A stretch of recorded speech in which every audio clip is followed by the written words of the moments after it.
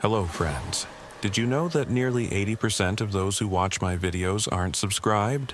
If you enjoy the content, I'd truly appreciate it if you hit that subscribe button. It helps a lot. Also, don't forget to leave a like and share your thoughts in the comments. Your interaction not only supports the channel's growth, but also helps these stories reach more people. Thank you all for being here. By the way, where are you watching from? Let me know in the comments. The thing about working the overnight shift on Alligator Alley is that you spend most of your time alone with nothing but the hum of your engine and the occasional set of headlights breaking through the darkness. Trooper Wesley Creighton had learned this truth during his 6 years with the Florida Highway Patrol, and he'd come to appreciate the solitude in ways he never expected when he first pinned on the badge. The stretch of Interstate 75 between Naples and Weston was a long, flat corridor cutting through the heart of the Everglades, bordered on both sides by swampland that seemed to swallow light and sound equally. During the day, the highway was busy with tourists and truckers making the cross-state haul, but after midnight it became something different entirely. The traffic thinned to almost nothing, and the world reduced itself to what Wesley's headlights could reach and what his instincts could process. It was late August 2019, and the heat hadn't broken even though the sun had set hours ago. The humidity hung in the air like a wet blanket, making everything feel sticky and oppressive. Wesley had the air conditioning in his cruiser running full blast, but it barely made a dent in the thick Florida heat that seemed to seep through every seal and gap. He'd clocked in at the district barracks in Fort Myers at 2100 hours, gone through his standard vehicle inspection, checked his issued equipment twice, and pulled out onto the highway just after 2130. The radio had been quiet for most of the evening, just a few routine traffic stops and one disabled semi near mile marker 93 that another trooper had already handled. Sergeant Vance had checked in once around midnight to confirm Wesley's location, and Wesley had responded with his usual professional brevity. He liked Vance well enough. The man was fair and didn't micromanage, which was more than Wesley could say for some of the supervisors he'd worked under over the years. Around 0130 hours, Wesley was parked in his usual spot near mile marker 78, tucked into a maintenance road turnout that gave him a clear view of both eastbound and westbound lanes. It was a good location for catching speeders coming off the long straightaway, and it provided enough cover that most drivers didn't spot him until they were already past.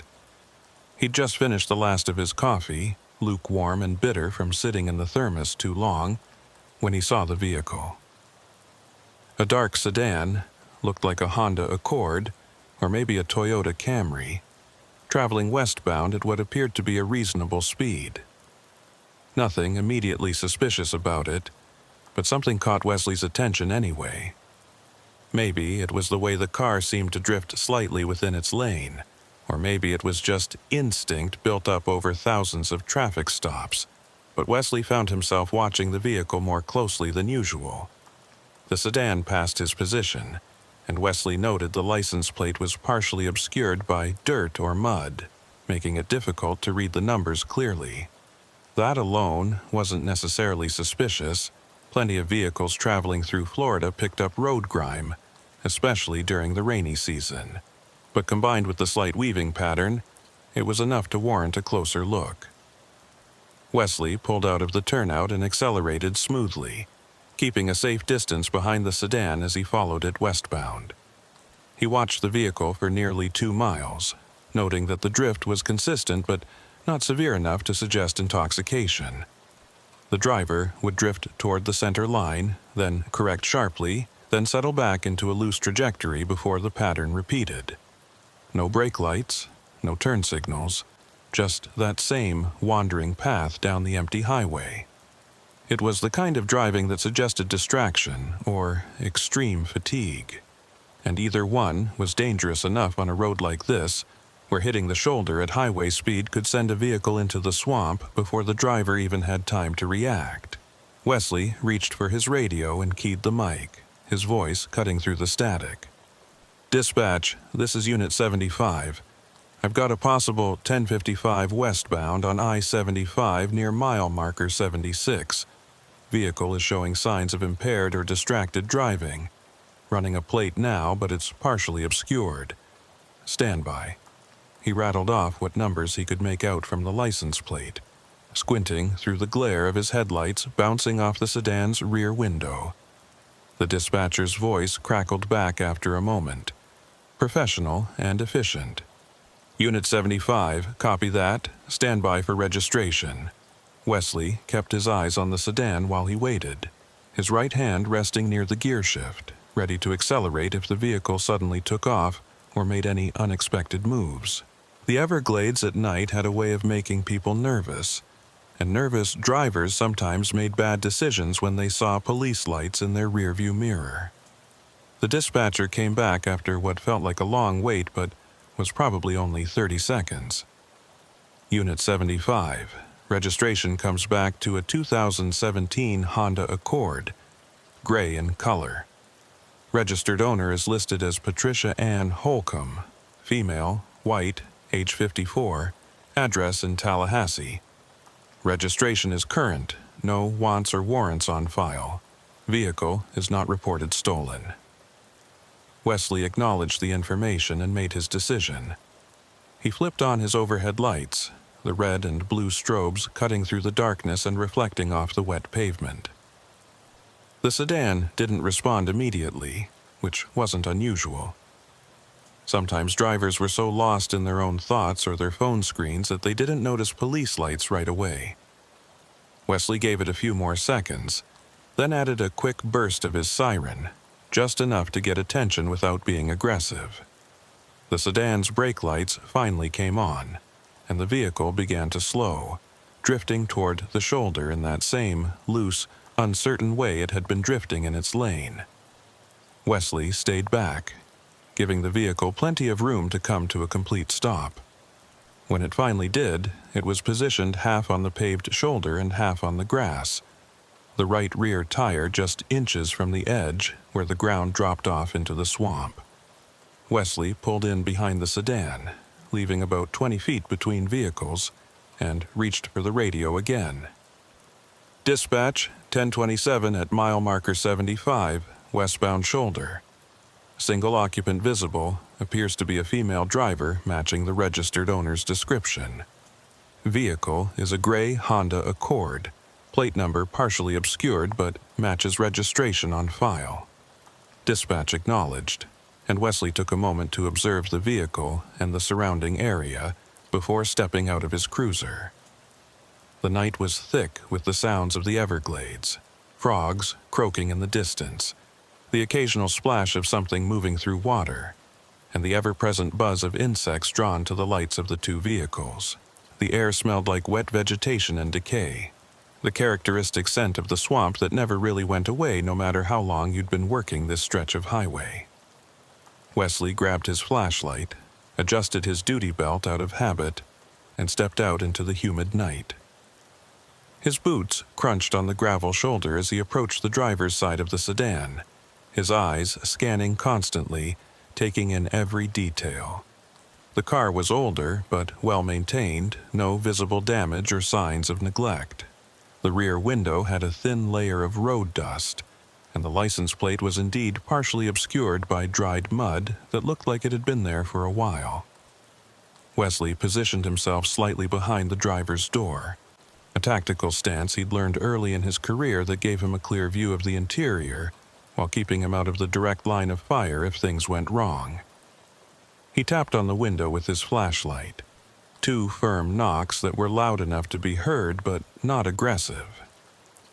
The window rolled down slowly, and Wesley found himself looking at a woman who appeared to be in her mid-50s, with graying hair pulled back into a loose bun and eyes that looked exhausted and red-rimmed.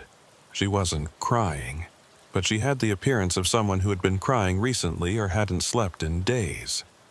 Her hands were gripping the steering wheel tightly, knuckles white with tension, and she stared straight ahead for a moment before slowly turning her head to look at him. Her expression was difficult to read, not defiant or scared, just blank and distant, as if she was looking at him from very far away. Wesley kept his tone professional, but not unkind. "Good evening, ma'am. I'm Trooper Creighton with the Florida Highway Patrol. The reason I stopped you tonight is because I observed your vehicle drifting between lanes for approximately 2 miles. I need to see your driver's license, registration, and proof of insurance, please." The woman blinked slowly, processing his words as if they were coming to her through water, or from a great distance. She didn't respond immediately, and Wesley could see her hands trembling slightly on the steering wheel. After what felt like a long pause, she reached over to the passenger seat with movements that were slow and mechanical, almost robotic. Wesley's training kicked in automatically, and he shifted his weight slightly, his right hand moving closer to his service weapon without actually touching it.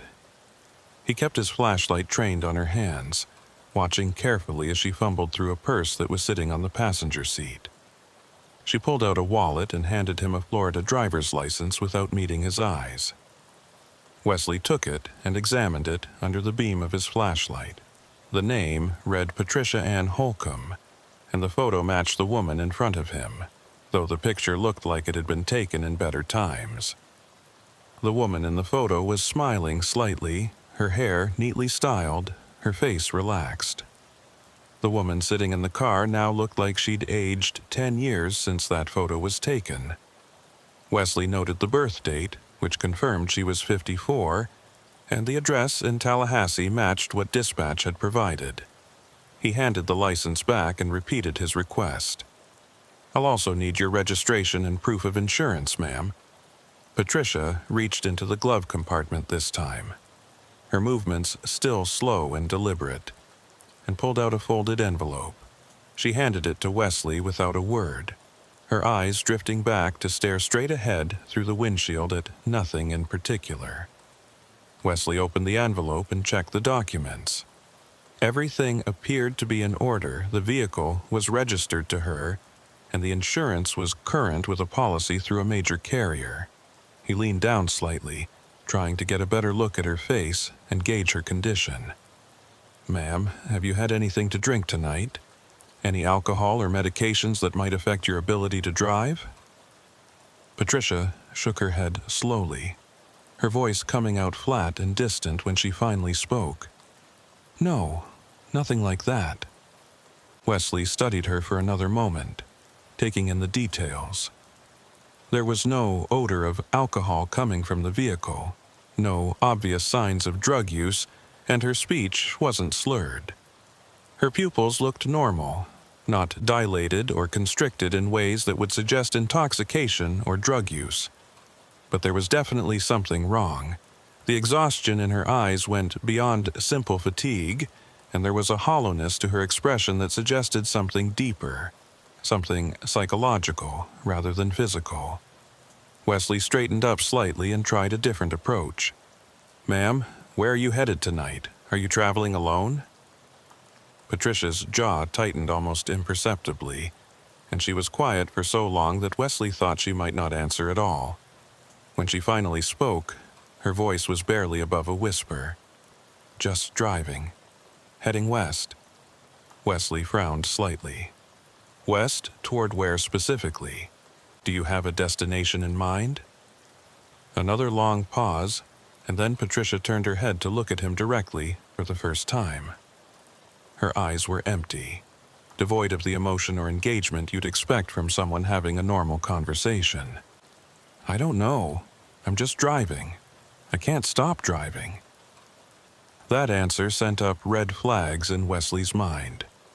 He'd worked enough welfare checks and mental health calls to recognize when someone was in crisis, and Patricia Ann Holcomb was showing multiple signs of psychological distress. The vague answers, the flat affect, the compulsive statement about not being able to stop driving, all of it pointed to someone who was either running from something or running toward something, neither of which was likely to end well on a deserted stretch of highway in the middle of the night. Wesley made a decision and took a step back from the vehicle, giving himself a better vantage point and some tactical distance. "Ma'am, I need you to step out of the vehicle for me, please. I want to make sure you're okay to continue driving, and I need to conduct a few basic tests." Patricia's head turned slowly back toward the windshield, and she sat there for a moment as if considering whether to comply. Wesley kept his voice calm but firm. "Ma'am, I need you to step out of the vehicle now, please.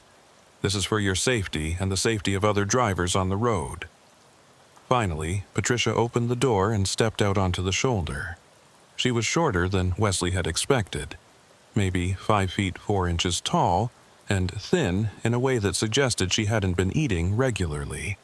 She was wearing jeans and a faded blue t-shirt, both of which looked like they'd been worn for several days without being changed. Her hair was coming loose from the bun, strands hanging down around her face, and her sneakers were scuffed and dirty. She moved with a kind of mechanical stiffness that reminded Wesley of someone sleepwalking, going through the motions but not really present. Wesley gestured towards the rear of the vehicle, positioning himself so he could keep an eye on both Patricia and the traffic passing by on the highway. "I'm going to have you perform a few standard field sobriety tests just to make sure you're safe to drive. I need you to walk heel to toe in a straight line for 9 steps, turn around, and walk back. Can you do that for me?" Patricia nodded slowly and attempted the test. She walked the line without losing her balance, her movements slow but steady. Wesley had her perform several more tests, standing on one foot, following his finger with her eyes, and each time she passed without difficulty. Physically, she was sober and capable, but the psychological state she was in was concerning enough that Wesley knew he couldn't just let her drive away. He lowered his flashlight and looked at Patricia with genuine concern. "Ma'am, you're not showing any signs of intoxication, but I'm worried about your mental state. You seem exhausted, and your answers are concerning me. Are you in some kind of trouble? Is there someone I can call for you, family or friends who might be able to help?" Patricia's expression didn't change, but Wesley saw something flicker in her eyes, just for a fraction of a second. It might have been fear or sadness or resignation, but it was gone before he could identify it clearly. She shook her head. "I'm fine. I just need to keep moving. I have to keep driving." Wesley kept his voice gentle. "Why do you have to keep driving? What are you running from?" Patricia's lips pressed together in a thin line, and the walls Wesley had sensed went up even higher. "I'm not running from anything. I just can't stop. Not yet." Wesley tried one more approach. "Ma'am, if you're in danger, or if someone is threatening you, I can help. There are resources available, shelters, victim advocates, people who specialize in helping people in difficult situations, but I need you to tell me what's going on." Patricia looked at him for a long moment, and Wesley could see her considering it, weighing whether to trust him with whatever burden she was carrying. But in the end, she just shook her head again. "You can't help me. Nobody can help me. I just need to keep driving until I find it." Wesley's concern deepened. "Until you find what?" But Patricia had shut down completely now. Her face had gone blank again, and she stood there in silence, staring at the ground. Wesley knew he'd pushed as far as he could without crossing lines he wasn't supposed to cross. He couldn't force her to accept help if she didn't want it, and he couldn't detain her without probable cause for a crime. She wasn't intoxicated, she wasn't wanted. And technically she hadn't violated any laws beyond the minor lane drift that had prompted the initial stop. Wesley pulled out his citation book and wrote up a written warning for improper lane usage, then handed it to Patricia. "Ma'am, I'm going to let you go with a warning, but I strongly recommend you find a rest stop or a hotel and get some sleep. You're exhausted, and that's dangerous. If you keep driving in this condition, you're putting yourself and others at risk." Patricia took the paper without looking at it and nodded once. "Thank you, officer." She walked back to her car, climbed in, and started the engine. Wesley watched as she pulled back onto the highway, her taillights disappearing into the darkness, heading west. He stood there for a moment longer, the weight of the encounter settling on him like the humid air. Something about this stop felt fundamentally wrong, as if he'd just let something important slip through his fingers. He'd felt this way before on other calls, that sense that there was more to the story than what was visible on the surface, but this time it was stronger. Patricia Ann Holcomb wasn't just tired or distracted. She was searching for something, driven by a compulsion she couldn't or wouldn't explain, and Wesley had the sinking feeling that whatever she was looking for, she wasn't going to find anything good when she got there. He returned to his cruiser and sat in the driver's seat, staring at the empty highway ahead. The radio crackled with occasional traffic from other units, but Wesley barely heard it. His mind was turning over the details of the stop, replaying Patricia's words and the empty look in her eyes. "I can't stop driving. I have to keep driving until I find it." Find what? And why couldn't she stop? Wesley reached for his radio, almost keyed the mic to call it in again and request a welfare check follow-up. But he stopped himself. What would he even say? That he had a bad feeling?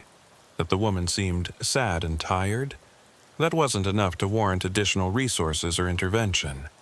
He'd done everything by the book, checked for impairment, offered assistance, and issued a warning.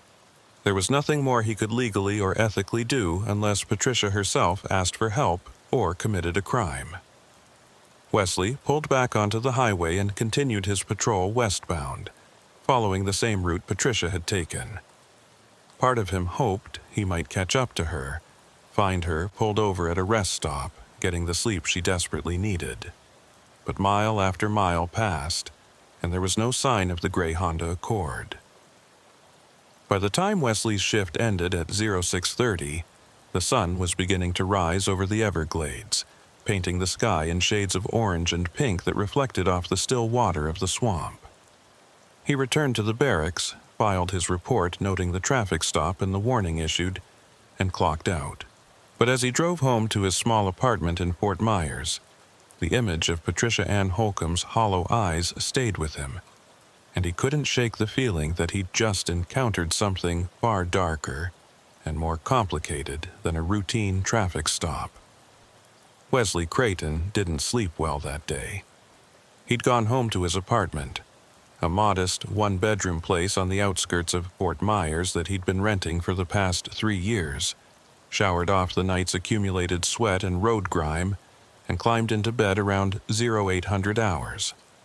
But sleep refused to come easily. Every time he closed his eyes, he saw Patricia Ann Holcomb's face, that hollow expression in the way she'd said she couldn't stop driving, as if it was a compulsion beyond her control, rather than a choice she was making. He kept replaying the moment when he'd asked what she was looking for, and the way she'd shut down completely, retreating behind walls that no amount of questioning could penetrate. By 1400 hours, Wesley gave up on sleep entirely and sat at his small kitchen table with a cup of coffee, staring at his phone. He thought about calling Sergeant Vance and running the stop by him again, explaining his concerns and seeing if there was anything more they could do. But what would he say that wasn't already in his report? Woman stopped for lane drift, passed sobriety tests, given a warning. No violations beyond the minor traffic infraction. Everything had been by the book, and without evidence of a crime or an immediate threat to herself or others, there wasn't much anyone could do. Vance was a good supervisor, fair and experienced, but he was also a pragmatist who dealt in facts and evidence rather than gut feelings and hunches. Without something concrete, a call to Vance would just be wasting everyone's time. Wesley scrolled through his mental notes from the encounter, trying to find something he might have missed. Patricia Ann Holcomb, Tallahassee address, clean record, current registration and insurance, no warrants or flags in the system. A 54-year-old woman driving alone at night on a nearly empty highway, tired and distressed but not technically breaking any laws. It should have been routine, the kind of stop Wesley had made hundreds of times before. But something about it had gotten under his skin and wouldn't let go. By the time his next shift rolled around that evening, Wesley had convinced himself he was overthinking the situation. People drove through Florida all the time dealing with personal problems, running from bad relationships or dead-end jobs, searching for something they couldn't quite articulate. It wasn't his job to fix their lives or solve their problems, only to keep the roads safe and enforce the laws.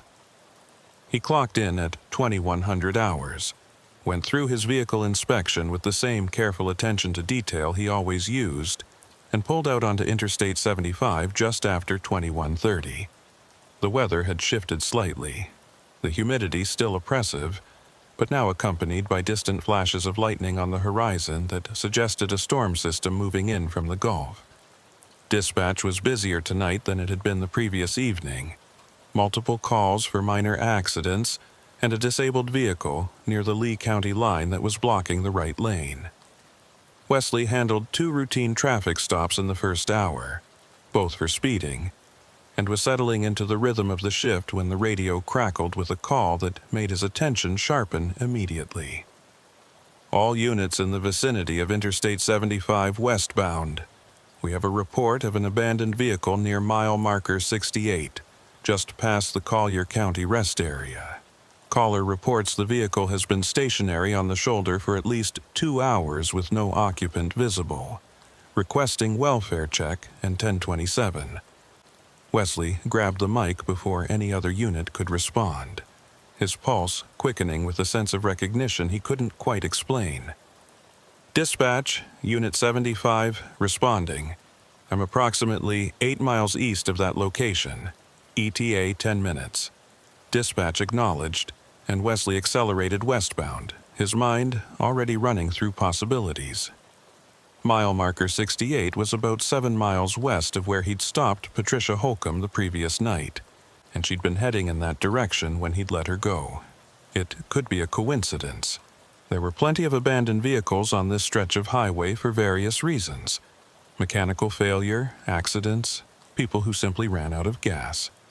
But Wesley's instincts were telling him this wasn't a coincidence, and over 6 years of working the roads, he'd learned to trust those instincts.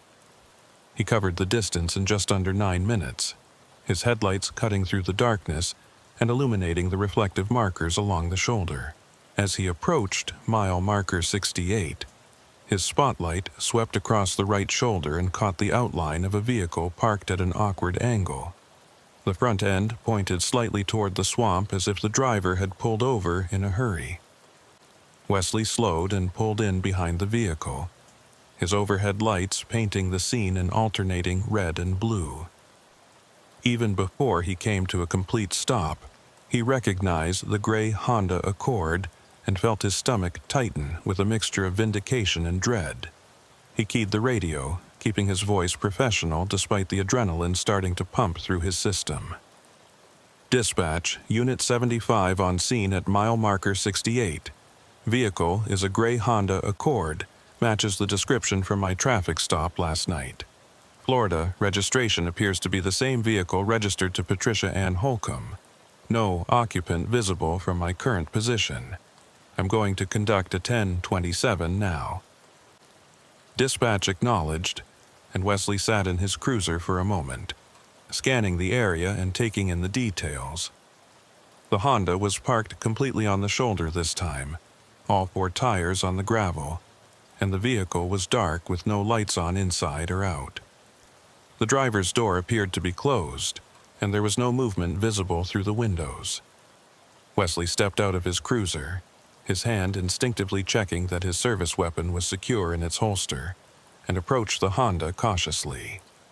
The night sounds of the Everglades surrounded him, the constant chorus of frogs and insects punctuated by the occasional splash of something large moving through the water just beyond the tree line. The air smelled like standing water and vegetation, thick and heavy in his lungs. Wesley moved up along the driver's side of the vehicle, his flashlight beam sweeping across the interior. The car was empty. No occupant in the driver's seat or the passenger seat, and the back seat appeared clear as well. He tried the driver's door handle and found it unlocked, which immediately raised more flags in his mind. People didn't usually abandon their vehicles with the doors unlocked unless they'd left in a hurry or under some kind of duress. Wesley opened the door carefully, letting it swing wide, and leaned in to examine the interior more closely. The smell hit him immediately, not the metallic scent of blood or the chemical odor of drugs, but something stale and lived in, like someone had been spending extended periods of time in this vehicle.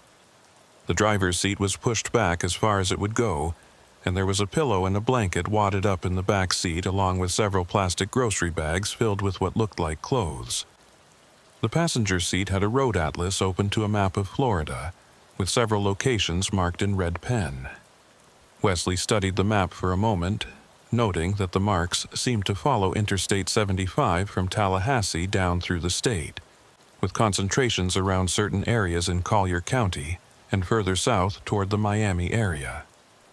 There were also notes written in the margins of the map, dates and times that meant nothing to Wesley without more context, but which suggested Patricia had been planning this trip or tracking something specific. The center console held the usual debris of someone living out of their car, fast food receipts, empty water bottles, a half-eaten bag of chips, and several crumpled pieces of paper that looked like printouts from a computer. Wesley carefully extracted one of the papers and unfolded it, shining his flashlight on the text. It was a printout from a missing persons database, dated 3 weeks prior, showing a photograph of a young woman with dark hair and a bright smile. The information listed her name as Rebecca Lynn Pritchard, age 22, last seen in Tallahassee 6 months ago. The physical description noted she was 5 feet 6 inches tall, approximately 120 pounds, with brown hair and hazel eyes. There was a contact number listed for anyone with information, and at the bottom of the page, someone had written in pen, Alligator Alley, mile marker range 50-80, check rest areas and turnouts. Wesley felt a chill run down his spine despite the oppressive heat.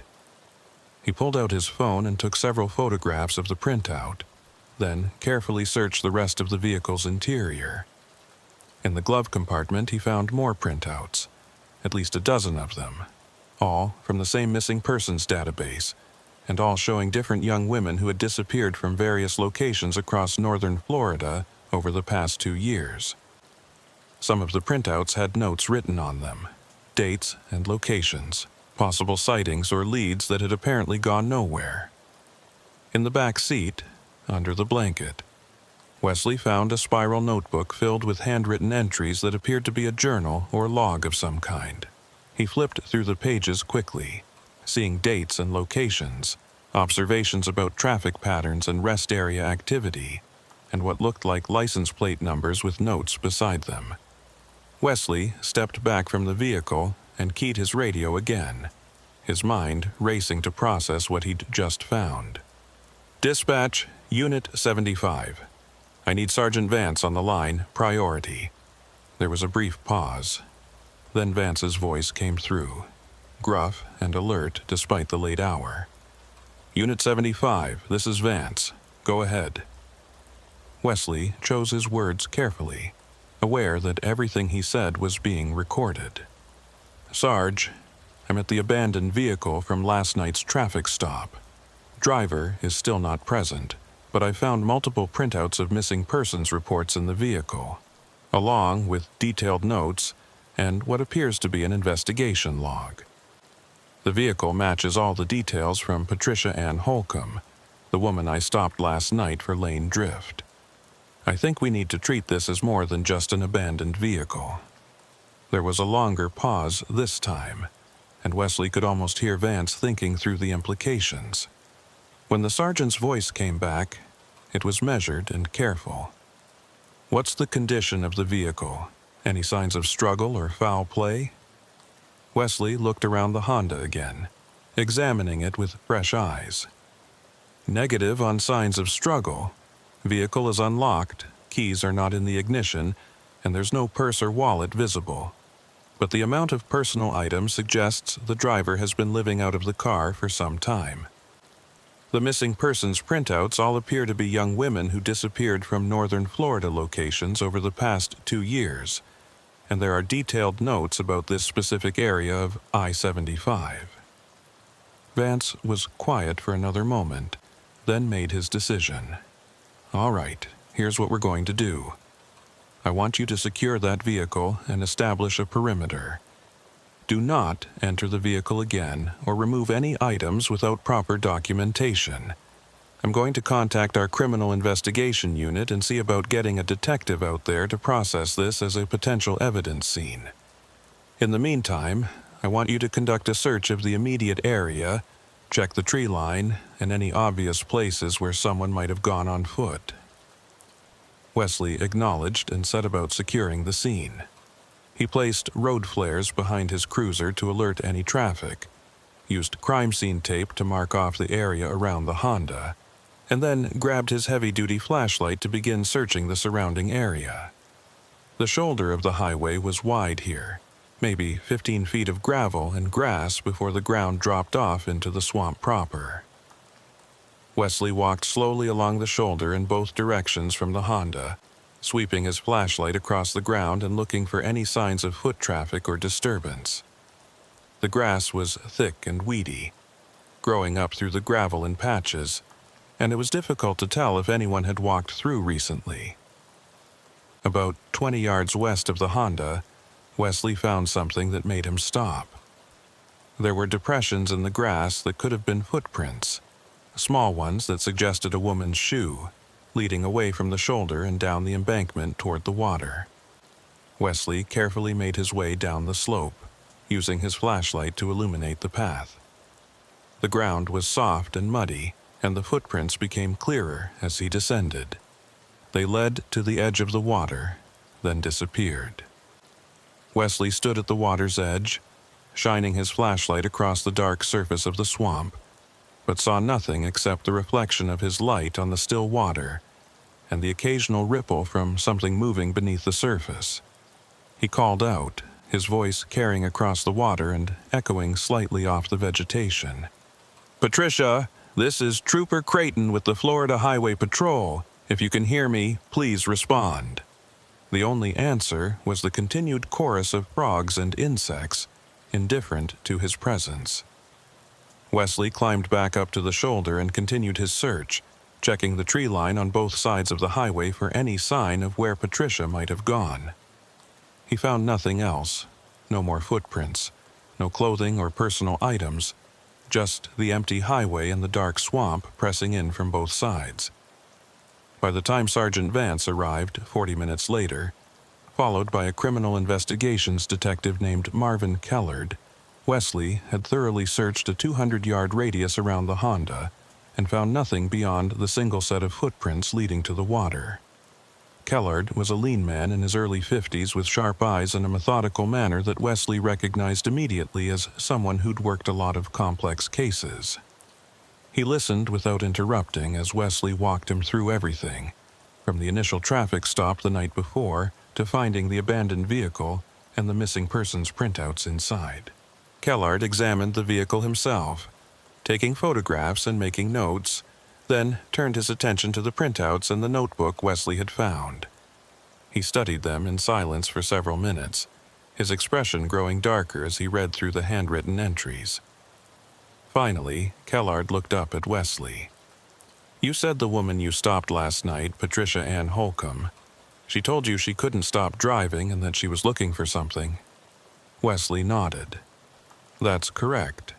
She was vague about it. Wouldn't give me specifics, but she seemed driven by something. Obsessed, maybe.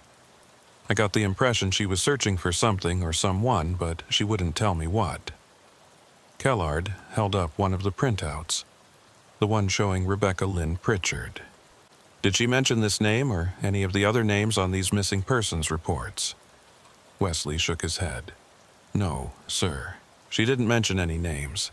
She just kept saying she had to keep driving until she found it." Kellard was quiet for a moment, thinking. Rebecca Lynn Pritchard disappeared 6 months ago from Tallahassee. She was a college student at Florida State University, last seen leaving a bar with friends around midnight. Her car was found 3 days later, abandoned, on Interstate 75 near mile marker 72, about 4 miles from where we're standing right now. The case has been open ever since.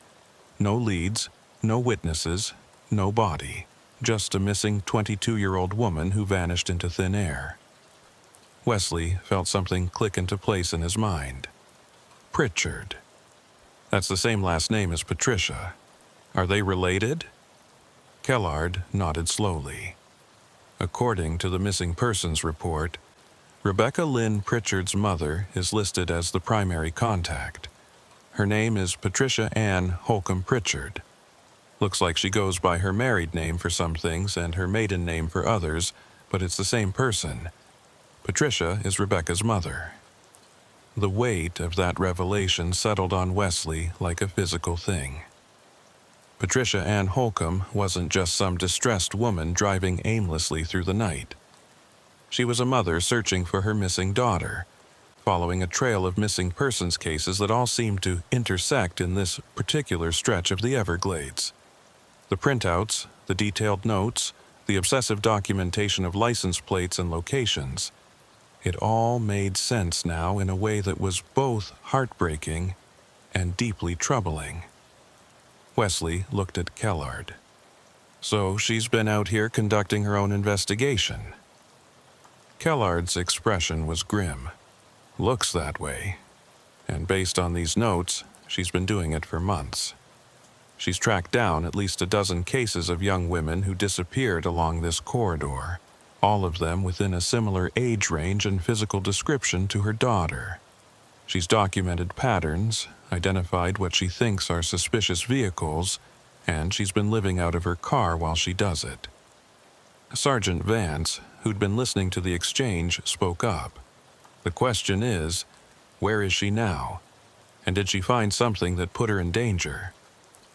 Kellard looked toward the water where Wesley had found the footprints.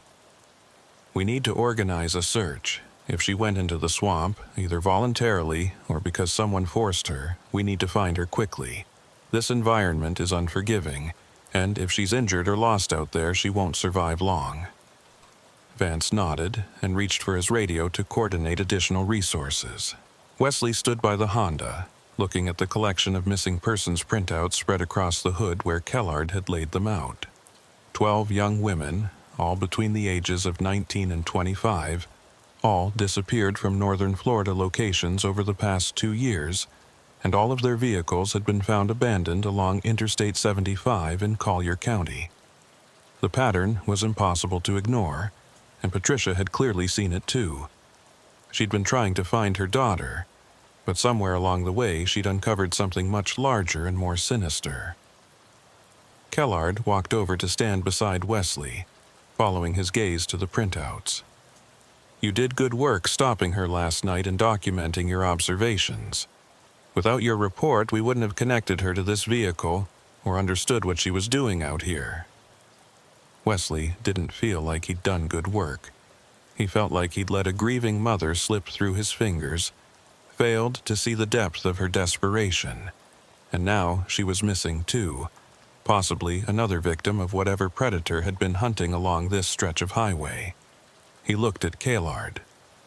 What's the plan now? Kellard began gathering up the printouts and placing them in evidence bags. First, we process this vehicle completely and document everything. Then we organize a grid search of the area, starting with the water where you found the footprints and expanding outward. We'll need to contact Patricia's family, see if anyone knows what she was doing, or if she communicated her plans to anyone. And we need to pull every piece of data we can on these missing persons cases, see if there are any connections beyond the obvious geographic pattern. Wesley watched as a tow truck arrived to impound the Honda, and as additional patrol units and search and rescue personnel began assembling for the search operation. The night was wearing on, the distant storm clouds moving closer and bringing with them the threat of rain that would make searching the swamp even more difficult. Wesley joined the search teams, wading through knee-deep water and pushing through thick vegetation, calling Patricia's name into the darkness and getting nothing back but the indifferent sounds of the Everglades. By the time the sun began to rise, painting the sky in shades of red and orange that seemed ominous rather than beautiful, they'd found nothing. No body, no clothing, no additional footprints beyond the single trail leading to the water. Patricia Ann Holcomb had vanished as completely as her daughter had 6 months before, swallowed by the same stretch of highway that had claimed so many others. Wesley stood on the shoulder as the search was suspended to regroup and plan the next phase, and he stared out at the swamp with a growing sense of dread that this case was far from over, and that whatever Patricia had found in her desperate search for answers, it had found her first. The search for Patricia Ann Holcomb continued throughout the following day, expanding from the immediate area around mile marker 68 to a wider grid that covered several square miles of swampland on both sides of Interstate 75. Wesley Creighton worked a double shift, refusing to go home even when Sergeant Vance offered to relieve him. He felt a personal responsibility for Patricia's disappearance, a nagging sense that if he'd pushed harder during that initial traffic stop, if he'd recognized the depth of her obsession and desperation, maybe she wouldn't have vanished into the Everglades. Police Marvin Kellard coordinated the search effort from a command post set up near the Collier County Rest Area, bringing in resources from multiple agencies including the Collier County Sheriff's Office, the Florida Fish and Wildlife Conservation Commission, and a specialized swamp search team that had experience navigating the unique challenges of the Everglades environment. By midday, they deployed airboats to search the deeper water channels and had tracking dogs working the areas where the vegetation was dense enough to hide a person, but not so thick that the dogs couldn't move through it. The heat was brutal, the kind of oppressive Florida summer heat that made every breath feel like inhaling steam, and the humidity hung in the air so thick you could almost see it. Wesley worked alongside a fish and wildlife officer named Dutch Carmody, a weathered man in his 60s who'd spent his entire career in the Everglades and knew the terrain better than anyone.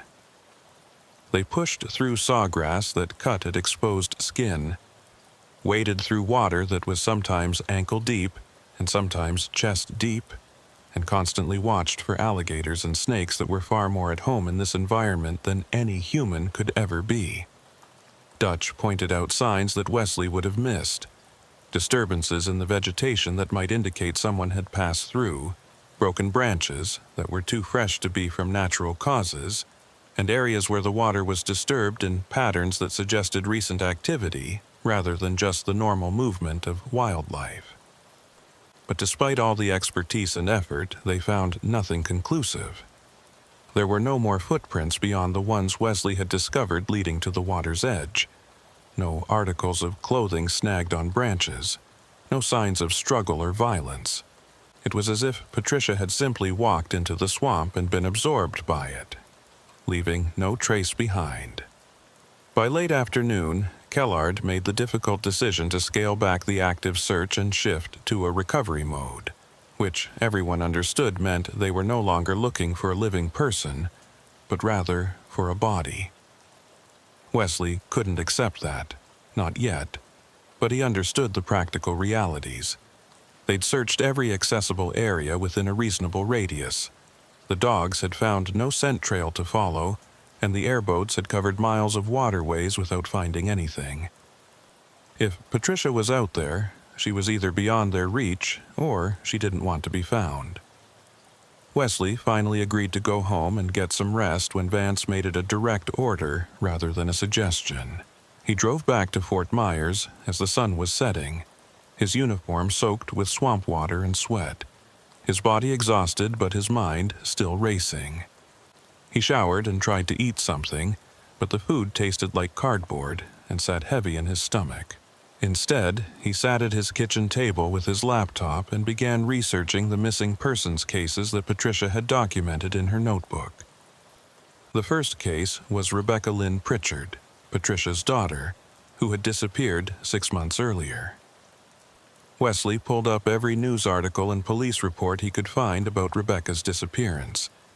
She'd been a junior at Florida State University, studying marine biology with plans to work in conservation. By all accounts, she was a good student, well liked by her peers with no history of drug use or risky behavior. On the night she disappeared, Rebecca had gone out with 3 friends to a popular bar near campus, had stayed until around midnight, then told her friends she was tired and was going to head home. She'd walked to her car alone, which was parked about 2 blocks from the bar, and that was the last time anyone saw her. Her car, a silver Honda Civic, was found 3 days later on Interstate 75 near mile marker 72, parked on the shoulder with the keys still in the ignition and her purse on the passenger seat. There was no sign of Rebecca, no indication of where she'd gone or what had happened to her. The investigation had focused initially on the possibility that she'd been abducted, but there were no witnesses, no surveillance footage that showed anything useful, and no physical evidence at the scene beyond some tire tracks that could have belonged to any of thousands of vehicles. The case had gone cold within weeks, and Rebecca's disappearance had become just another unsolved missing persons case in a state that saw hundreds of them every year. Wesley read through Patricia's own statements to police, given in those first desperate weeks after her daughter vanished. She'd told investigators that Rebecca had no reason to run away, no problems that would have driven her to disappear voluntarily, and no romantic relationship that might have gone wrong. Patricia had begged them to keep searching, to expand the investigation, to consider the possibility that Rebecca's disappearance was connected to other cases. But without evidence, there was only so much the police could do.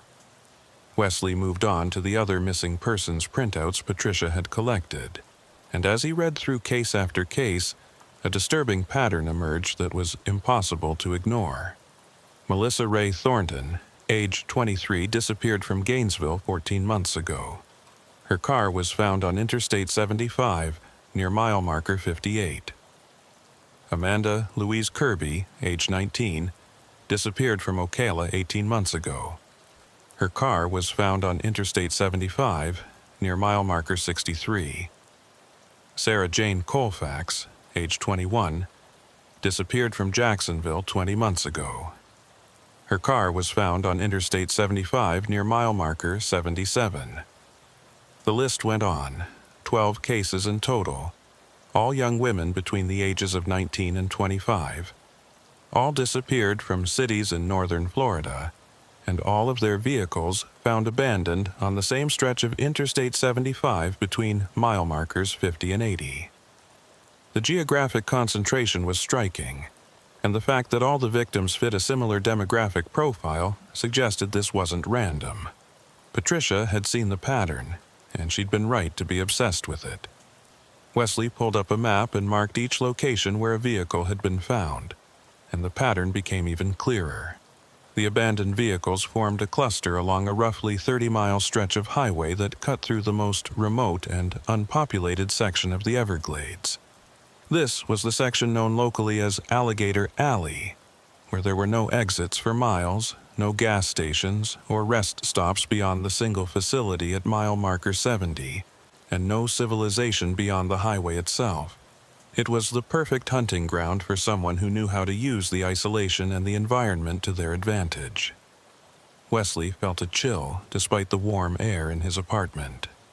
He'd been patrolling this stretch of highway for 6 years, had made countless traffic stops and welfare checks, and had never once considered that there might be a serial predator operating in the area. But now that he saw the evidence laid out, it seemed obvious and terrifying. He pulled up the case files for each of the missing women, using his law enforcement credentials to access the databases, and began looking for additional connections. Most of the cases had been investigated by different agencies depending on where the victim had last been seen, and there didn't appear to be any coordination between the investigations. Each case had been treated as an individual missing persons report, and while some had been flagged as possible abductions, none of them had been connected as part of a larger pattern. Wesley understood why jurisdictional issues, resource limitations, and the simple fact that missing persons cases were tragically common in Florida. But Patricia had connected them because she'd been looking at the evidence through the lens of a mother's desperation, and she'd seen what the professional investigators had missed. Wesley typed up a summary of his findings and emailed it to Kellard, knowing the police would need this information to understand what they were really dealing with. Then he tried to sleep, but his mind wouldn't shut down, and he spent most of the night staring at the ceiling and thinking about 12 young women who'd driven down a highway and never made it to their destinations. The next morning, Wesley was back at the barracks before his shift officially started. Kellard had already reviewed Wesley's email and had pulled additional resources to begin a comprehensive review of all 12 missing persons cases. A conference room had been converted into a makeshift command center, with maps and photographs covering the walls and boxes of case files stacked on the table. Kellard looked like he hadn't slept much either, his eyes bloodshot and his face showing the strain of working a case that had suddenly exploded in scope from a single missing woman to a potential serial predator investigation. He waved Wesley into the room and gestured at the wall where photographs of all 12 missing women were displayed in a row. Your analysis was correct. We've been looking at this as 12 separate cases, but when you put them together like this, the pattern is undeniable. Same stretch of highway, same victim profile, same method of abandoning the vehicles. We've got a predator who's been operating in this area for at least 2 years, probably longer. Wesley studied the photographs, seeing the faces of young women who'd had their entire lives ahead of them. Women who'd made the mistake of driving down the wrong stretch of highway at the wrong time. Rebecca Pritchard smiled out from her photo, her eyes bright with the kind of optimism that comes from being young and believing the world is full of possibilities. Wesley thought about Patricia, about how that optimism had been destroyed when her daughter vanished, and how Patricia had spent the last 6 months trying to find answers in a swamp that didn't give up its secrets easily.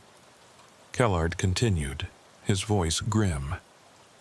I've been in contact with the FBI's Violent Criminal Apprehension Program. They're sending a team down to review the cases and provide support. This is beyond our resources now. We need federal involvement. But in the meantime, we need to figure out where Patricia Holcomb went and whether her disappearance is connected to the same perpetrator. Wesley turned away from the photographs. She was searching for her daughter. Based on her notes, she'd been driving this route for months, watching traffic patterns, documenting vehicles she thought were suspicious.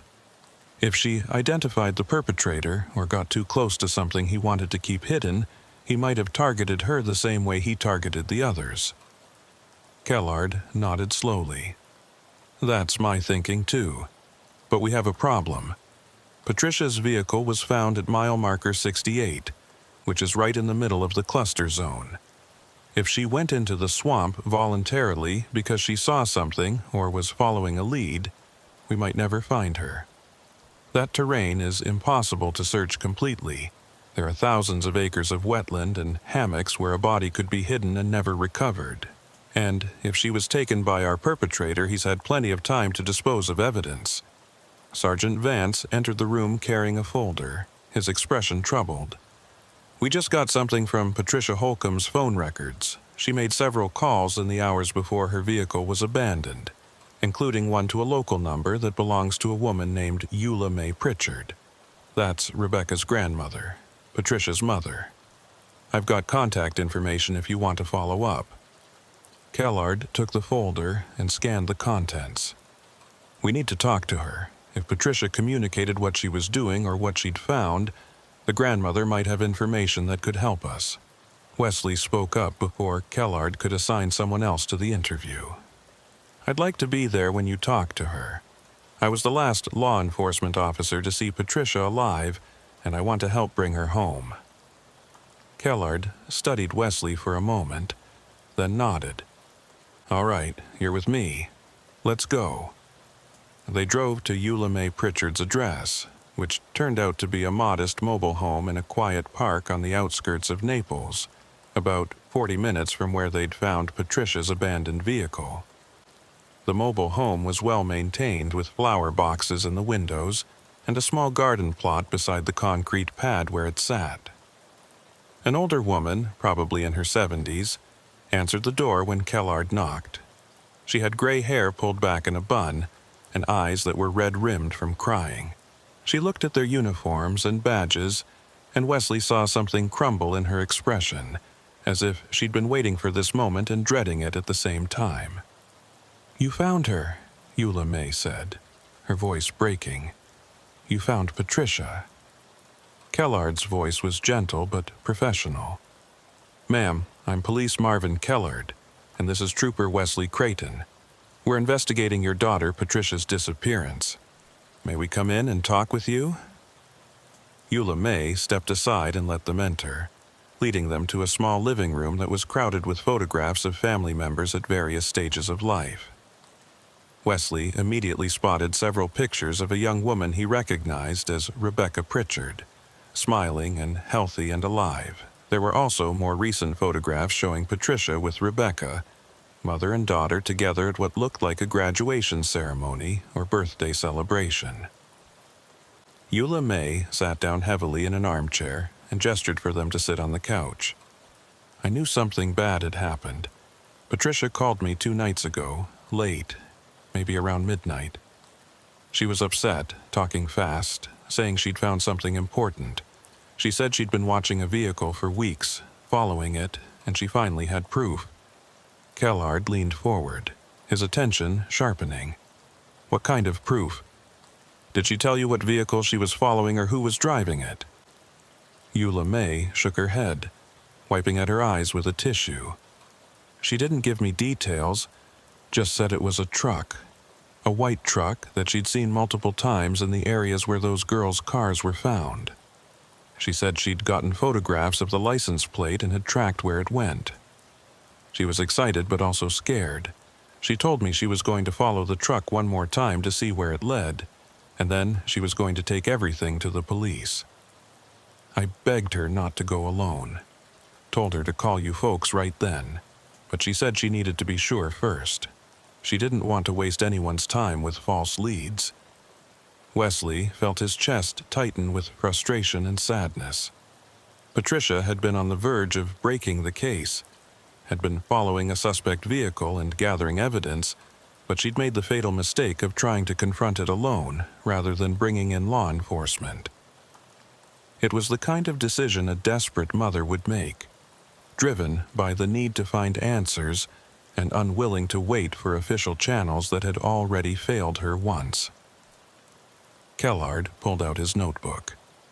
"Did Patricia tell you anything else about this truck? Where she'd seen it? What time of day? Anything about the driver?" Eula May thought for a moment, clearly trying to remember through the haze of grief and fear.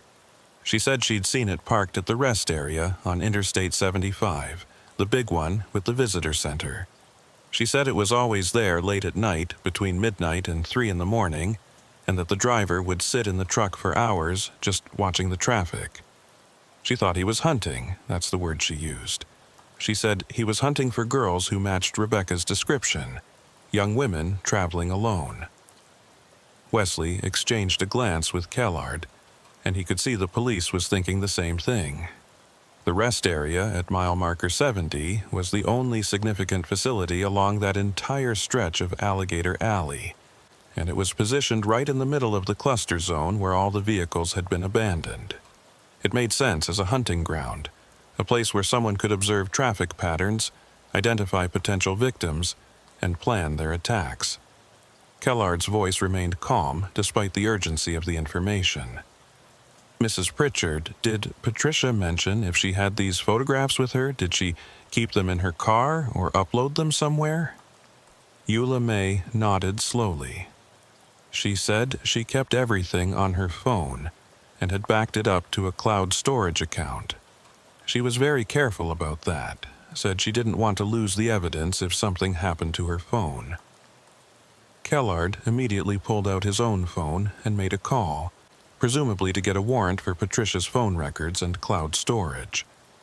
Wesley stayed with Eula May, trying to provide some measure of comfort even though he knew there was nothing he could say that would make this situation better. "Mrs. Pritchard, we're going to find out what happened to Patricia and to Rebecca. I promise you that." Eula May looked at him with eyes that had seen too much loss. "My daughter spent 6 months living in her car, driving up and down that highway trying to find her baby girl. She stopped eating regular meals, stopped seeing friends, stopped living her life because all she could think about was finding Rebecca. And now she's gone too, and I've lost both of them. What kind of monster does this? What kind of person hunts young women like they're animals?" Wesley had no answer for her because he'd been asking himself the same question. They spent another 30 minutes with Eula May, documenting everything she could remember about Patricia's phone call, and collecting any additional information that might be relevant to the investigation. When they finally left, Wesley felt the weight of 2 missing persons cases pressing down on him, and he was more determined than ever to find answers. Back at the command center, Kellard briefed the team on what they'd learned. The warrant for Patricia's phone records and cloud storage came through within hours, and a forensic technician began downloading and analyzing the data. What they found confirmed Eula May's account and provided crucial new evidence. Patricia's phone contained hundreds of photographs taken over several months, most of them showing a white commercial truck with a distinctive company logo on the side. The photographs were time-stamped and geotagged, showing the truck at various locations along Interstate 75, always at night, and frequently parked at the rest area near mile marker 70. Patricia had also documented the truck's license plate, and the forensic tech ran it immediately through the vehicle registration database. The truck was registered to a commercial landscaping company based in Fort Myers, and the listed driver was an employee named Curtis Ray Landrum, age 42, with an address in Lehigh Acres. A background check revealed that Landrum had a prior criminal record, including 2 arrests for voyeurism and 1 for attempted kidnapping that had been pleaded down to a lesser charge. He'd served 3 years in prison and had been out on parole for the past 18 months. The timing aligned perfectly with when the missing persons cases had begun to cluster in the Alligator Alley area. Kellard looked at the information, and then at Wesley, his expression hard. "We need to bring Landrum in for questioning immediately. If he's our guy, and Patricia confronted him or got too close, he might have taken her the same way he took the others." Wesley's pulse was racing now, the adrenaline of a breaking case mixing with the fear that they might already be too late. What about a search warrant for his residence and the truck? Kellard was already on the phone, coordinating with the state attorney's office. "Already in process. We'll have warrants within the hour. In the meantime, I want surveillance on Landrum's address. If he runs, we'll lose him." Within 2 hours, they had everything in place. A tactical team from the Collier County Sheriff's Office was positioned near Landrum's residence in Lehigh Acres, and additional units were ready to execute search warrants on both the house and the truck. Wesley and Kellard joined the team, and as the sun began to set on another oppressively hot Florida evening, they moved in. Landrum's house was a rundown, single-story structure on a dirt road surrounded by overgrown vegetation and chain-link fencing. The white commercial truck was parked in the driveway, and lights were visible inside the house. The tactical team approached with practiced precision, announcing their presence and ordering anyone inside to come out with their hands visible. There was a long moment of silence. Then the front door opened, and Curtis Ray Landrum stepped out. He was a heavy-set man with thinning hair and a scraggly beard, wearing jeans and a stained T-shirt. His hands were empty and raised, and his expression was one of resignation rather than surprise, as if he'd been expecting this moment. He was taken into custody without resistance and transported to the Collier County Jail for questioning, while the search teams went to work on the house and truck.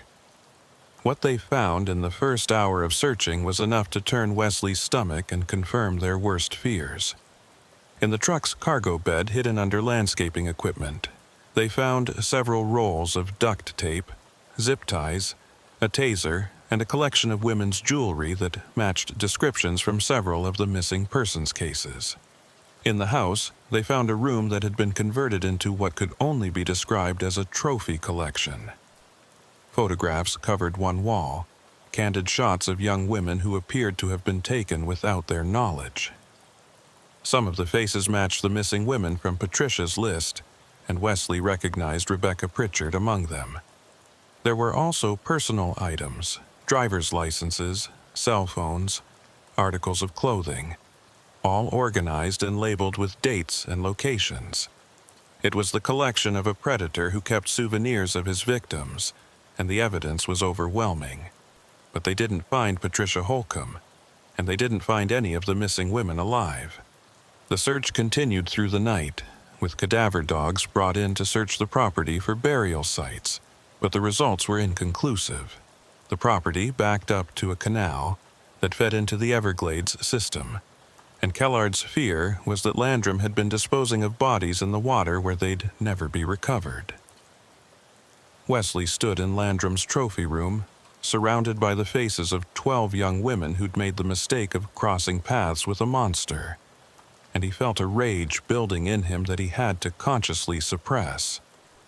This was the man who'd been hunting along Alligator Alley for 2 years, who'd targeted Patricia's daughter and then Patricia herself when she'd gotten too close to the truth. And now they had to extract a confession from him and find out where the bodies were. Because without that information, families like Eula Mae Pritchard would never have closure.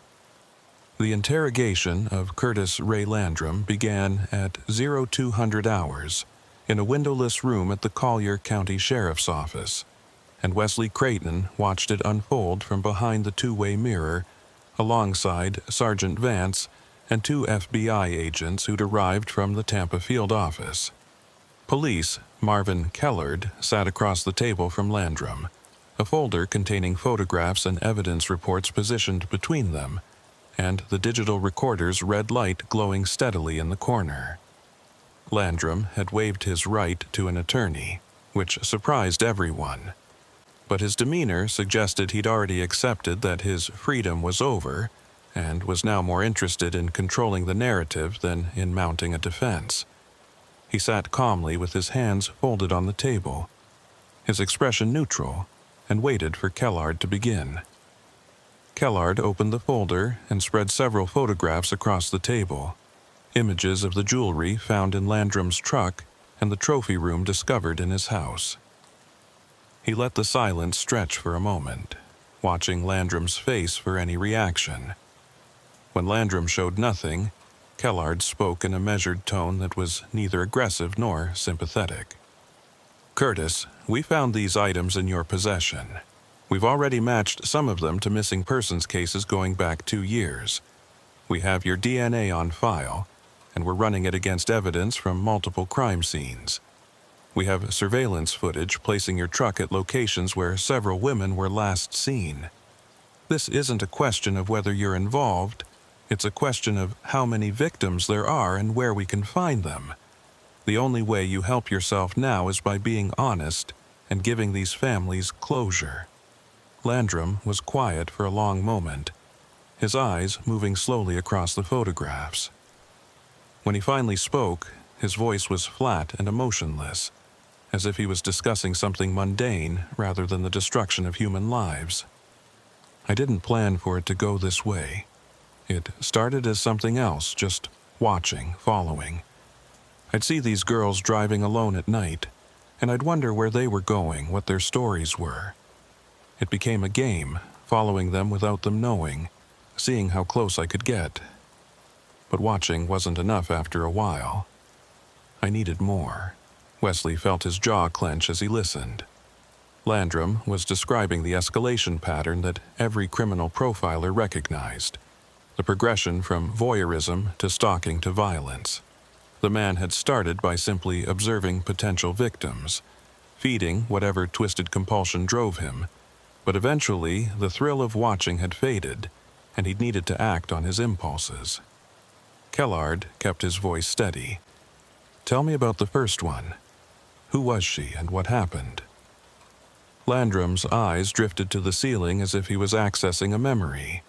And when he spoke again, there was something almost nostalgic in his tone that made Wesley's skin crawl. "Her name was Sarah. Sarah Jane Colfax. I saw her at a gas station near Ocala. She was traveling alone, looked tired. I followed her onto Interstate 75, kept back far enough that she wouldn't notice.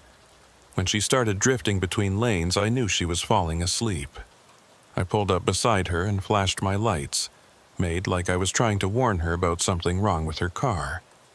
She pulled over, and I pulled over behind her.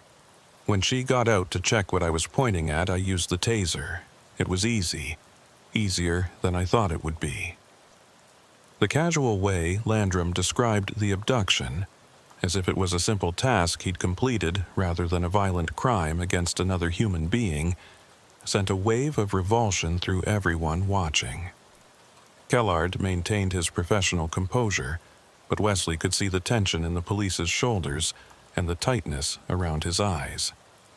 "What did you do with her after you incapacitated her?" Landrum's expression remained neutral. "I put her in my truck and drove to a place I knew, an old access road that goes back into the Everglades near mile marker 63. No one uses it anymore. I kept her there for a while, talked to her, tried to understand why she'd been so careless driving alone at night. But she wouldn't stop screaming and fighting even after I explained I wasn't going to hurt her if she just stayed calm.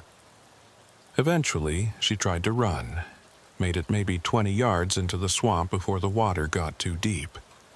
I couldn't have her get away and tell someone, so I held her under until she stopped moving. The Everglades took care of the rest. Wesley had to step away from the mirror for a moment, his hands shaking with suppressed rage. Sarah Jane Colfax had been a 21-year-old nursing student driving home from visiting her parents when Curtis Ray Landrum had turned her into his first victim.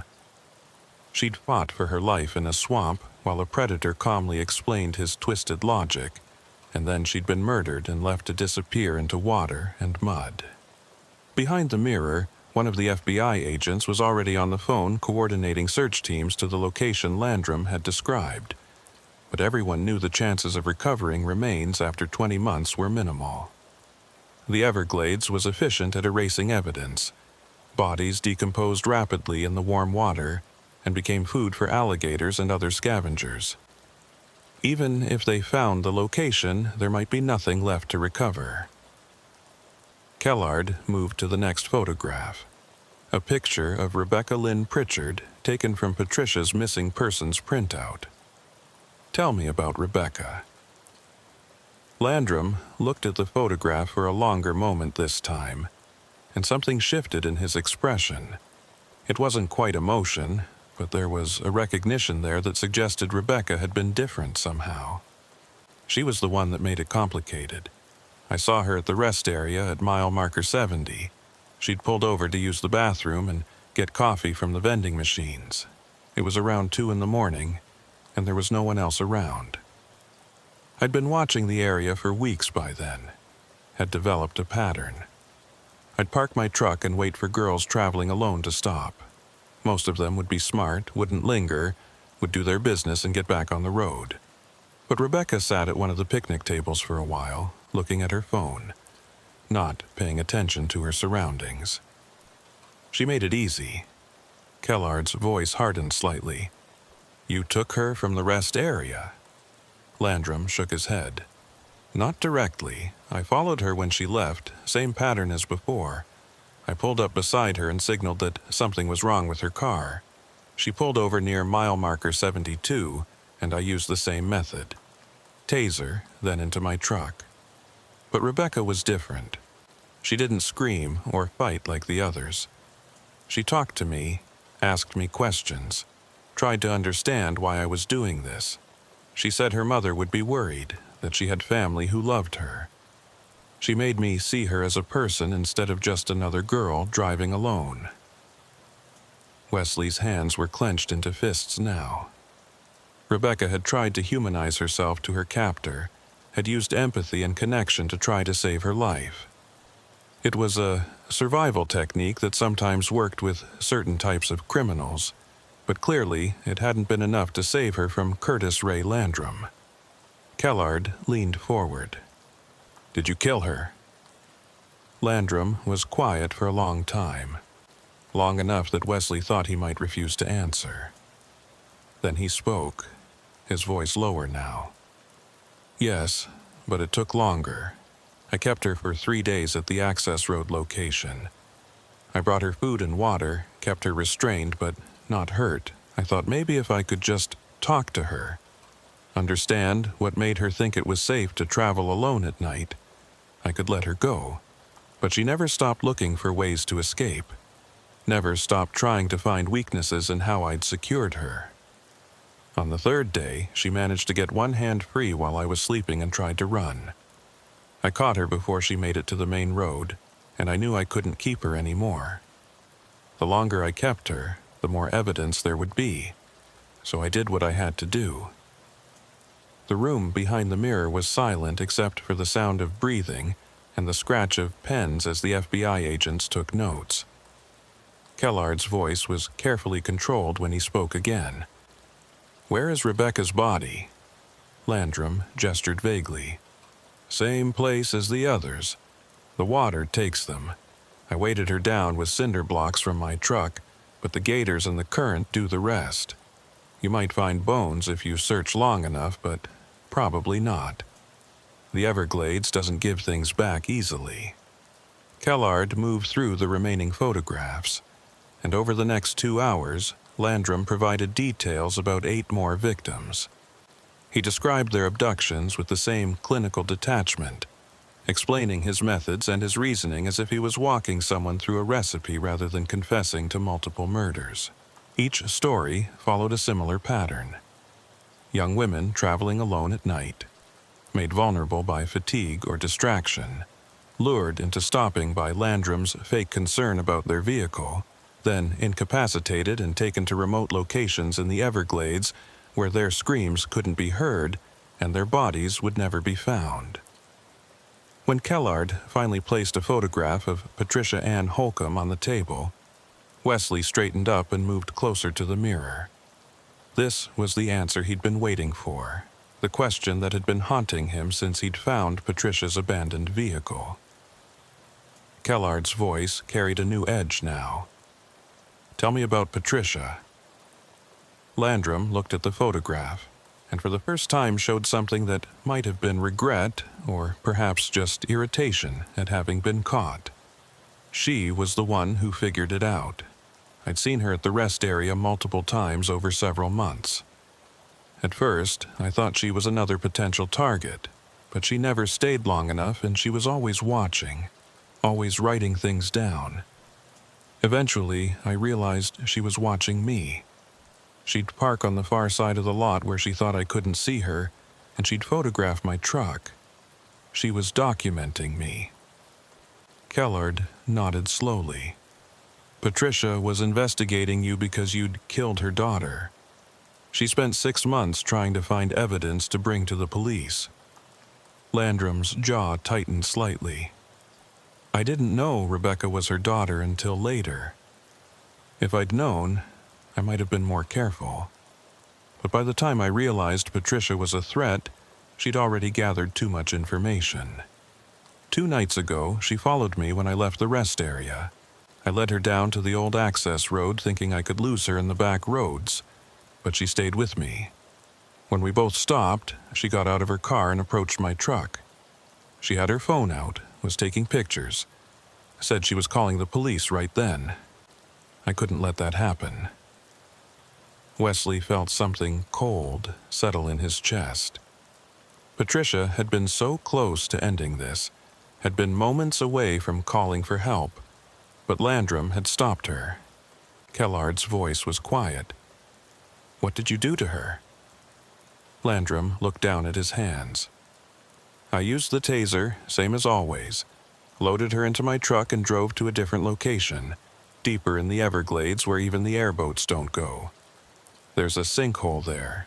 natural limestone formation that drops maybe 80 feet straight down into water.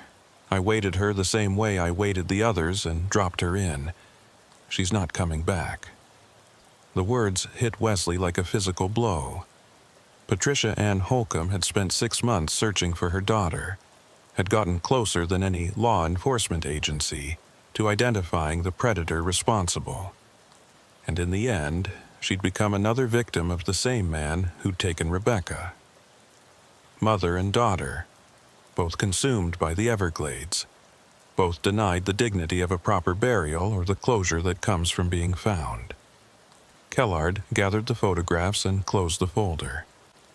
You're going to take us to these locations, every single one. We're going to recover whatever remains can be recovered, and we're going to give these families whatever closure is possible. Landrum nodded slowly.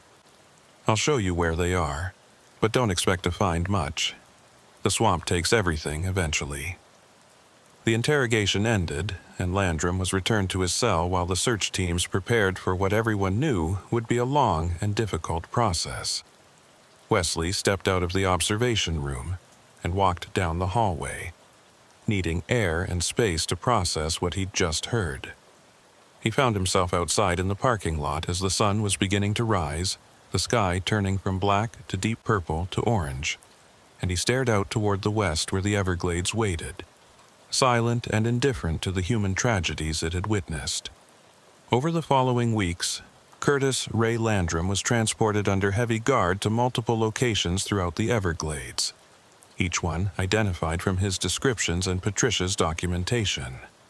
Search teams in airboats and full protective gear worked in oppressive heat and dangerous conditions, probing the water and mud for any trace of the 12 women who'd disappeared. They found fragments, bone fragments that had survived the scavengers and the decay, personal items that had been weighted down along with the bodies, enough physical evidence to confirm Landrum's confessions and provide some measure of proof for the families. At the sinkhole where Landrum claimed to have disposed of Patricia Holcomb, a specialized dive team went down into the dark water and found remains at the bottom, weighted with cinder blocks just as Landrum had described. The remains were recovered and identified through dental records as Patricia Ann Holcomb. Near the same location, searchers found additional remains that were identified as Rebecca Lynn Pritchard. Mother and daughter had ended up in the same watery grave, separated by months but united in death. Wesley attended both memorial services when the remains were released to the families. Eula Mae Pritchard sat in the front row at a small church in Naples, flanked by relatives who looked as hollowed out by grief as she did. She'd lost her granddaughter and her daughter to the same predator, and the weight of that loss was visible in every line of her face. When the service ended, Eula Mae approached Wesley in the parking lot, moving slowly as if each step required enormous effort. She looked up at him with eyes that had cried all their tears and had nothing left but emptiness. You tried to help her, Patricia, I mean. That night you stopped her. You tried to get her to stop searching. She told me about it when she called. Wesley's throat was tight. I should have done more. I should have recognized what she was doing and stopped her from going back out there. Eula Mae shook her head slowly. You couldn't have stopped her. Once Patricia knew what had happened to Rebecca, once she saw the pattern, nothing was going to keep her from searching. She spent 6 months driving that highway because she needed to know, needed to find her baby girl. And in the end, she did find her. They're together now. The words were meant to be comforting, but they just made Wesley feel worse. Patricia and Rebecca were together, but only because they'd both been murdered and thrown into the same sinkhole by a predator who'd been hunting along Alligator Alley for 2 years. Wesley had been patrolling that same stretch of highway the entire time, had driven past the rest area where Landrum had watched for victims countless times, had maybe even passed Landrum's truck without recognizing it as a threat. The weight of those missed opportunities and failed connections would stay with him long after this case was closed. Curtis Ray Landrum was charged with 12 counts of first-degree murder, multiple counts of kidnapping, and numerous other felonies. He pleaded guilty to avoid the death penalty, accepting instead 12 consecutive life sentences without the possibility of parole. At his sentencing hearing, he showed the same flat affect he'd displayed throughout the investigation, speaking only when the judge asked if he had anything to say to the families of his victims. "I can't explain why I did what I did in a way that would make sense to you. Something in me was broken, and I acted on it. I'm sorry for the pain I caused, but I know that's not enough." The families sat silently, and several people walked out rather than listen to his words. Wesley attended the hearing in full uniform, standing at the back of the courtroom and watching as Landrum was led away in shackles to begin serving his sentences. It should have felt like justice, like closure, but it just felt empty. The case became national news for a brief period. Another story about a serial killer operating in plain sight. And then the media attention faded and moved on to other tragedies. Wesley returned to his regular patrol duties on Alligator Alley, working the same overnight shifts and covering the same stretches of highway where 12 women had lost their lives. But everything felt different now. Every vehicle he stopped, every welfare check he conducted, carried the weight of knowing what could be hidden beneath the surface of a routine traffic stop. He found himself being more thorough, asking more questions, pushing harder when something didn't feel right. Sergeant Vance noticed the change and pulled Wesley aside one evening before shift. "You're carrying this case with you. I can see it. What happened to those women and to Patricia Holcomb? That's not on you. You did everything you could with the information you had." Wesley wanted to believe that, but he kept replaying that first traffic stop with Patricia, kept thinking about the moment when she'd said she couldn't stop driving and he'd let her go. Maybe if he'd pushed harder, maybe if he'd taken her into protective custody for a psychiatric evaluation, she'd still be alive. Maybe if he'd asked the right questions or made the right connections, he could have identified Landrum before Patricia confronted him. The maybes and what-ifs were endless, and they didn't change the outcome, but Wesley couldn't let them go. Vance seemed to understand without Wesley having to explain. The job requires us to make judgment calls with incomplete information. Sometimes we get it right and sometimes we don't.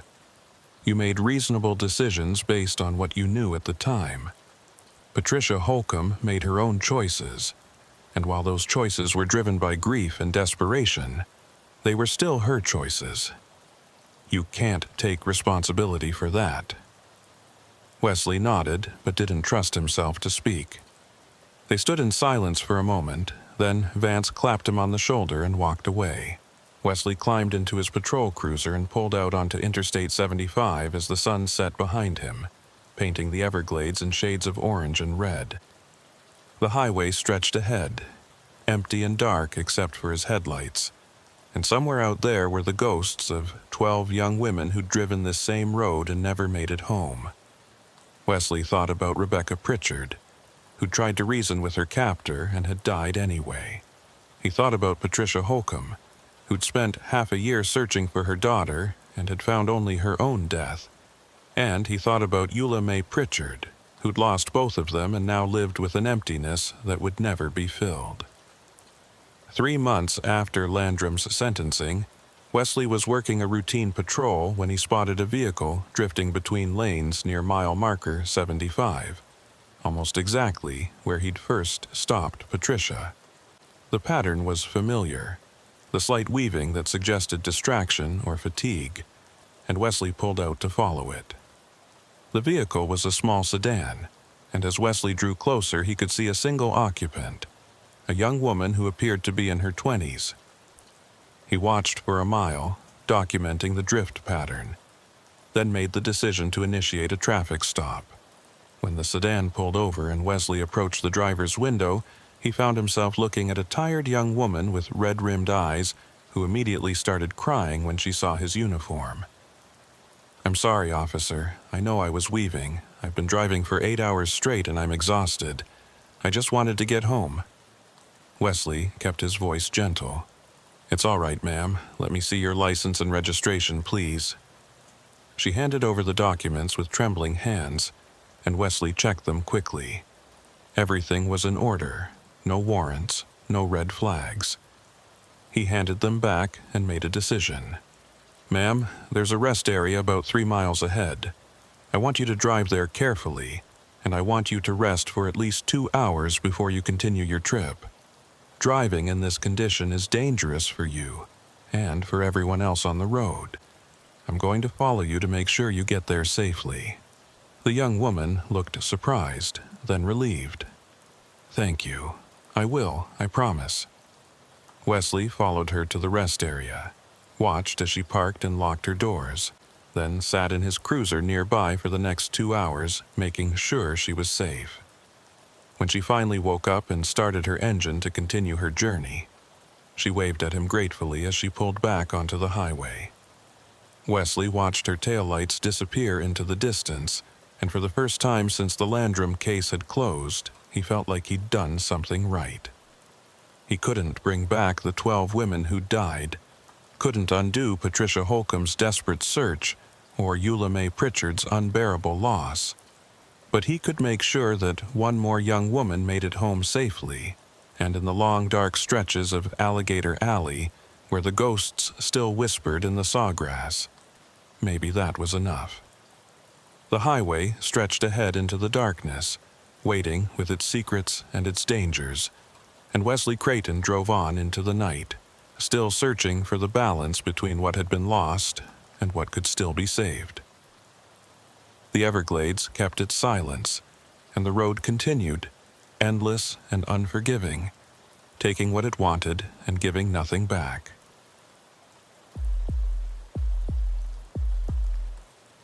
The thing about working the forest roads in Central Florida is that you never really know what you're going to find when you venture off the main highways.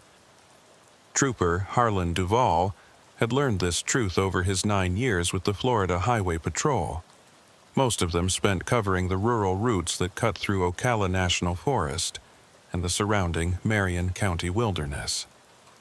The forest was a sprawling 400,000-acre expanse of pine and scrub oak, swamps and springs crossed by narrow 2-lane roads that saw more wildlife than human traffic on most days. It was beautiful in its own way, wild and untamed, but it was also unforgiving to anyone who didn't respect its dangers. People got lost in the Ocala forest regularly, hikers who wandered off marked trails, campers who ventured too deep into the backcountry, and occasionally someone running from something who thought the wilderness would hide them better than any urban environment could. It was early September 2021, and the late summer heat still pressed down on everything like a wet blanket, making the air thick and hard to breathe, even with the cruiser's air conditioning running at full blast. Harlan had clocked in at the Marion County Barracks in Ocala at 1400 hours, gone through his standard vehicle inspection with the kind of attention to detail that came from years of habit, and pulled out onto State Road 40, heading east into the forest just after 1430. The radio had been relatively quiet all afternoon, just a few routine traffic stops and one accident on the interstate that other units had already handled. Harlan liked the quiet shifts. They gave him time to think and to appreciate the landscape he'd spent nearly a decade protecting. The forest was different from the urban areas where most troopers worked. Out here, you dealt with different problems and different people, and you learned quickly that backup could be 20 minutes away or more if something went wrong. Around 1700 hours, just as the sun was beginning its descent towards the tree line and casting long shadows across the road, dispatch came over the radio with a call that immediately caught Harlan's attention. All units in the vicinity of State Road 19 north of the Ocklawaha River. We have a report of a vehicle off the road, possibly as a result of storm damage from last night's weather. Caller reports the vehicle appears to have been there for several hours and may have occupants trapped inside. Requesting welfare check and possible rescue response. Harlan grabbed the mic before any other unit could respond.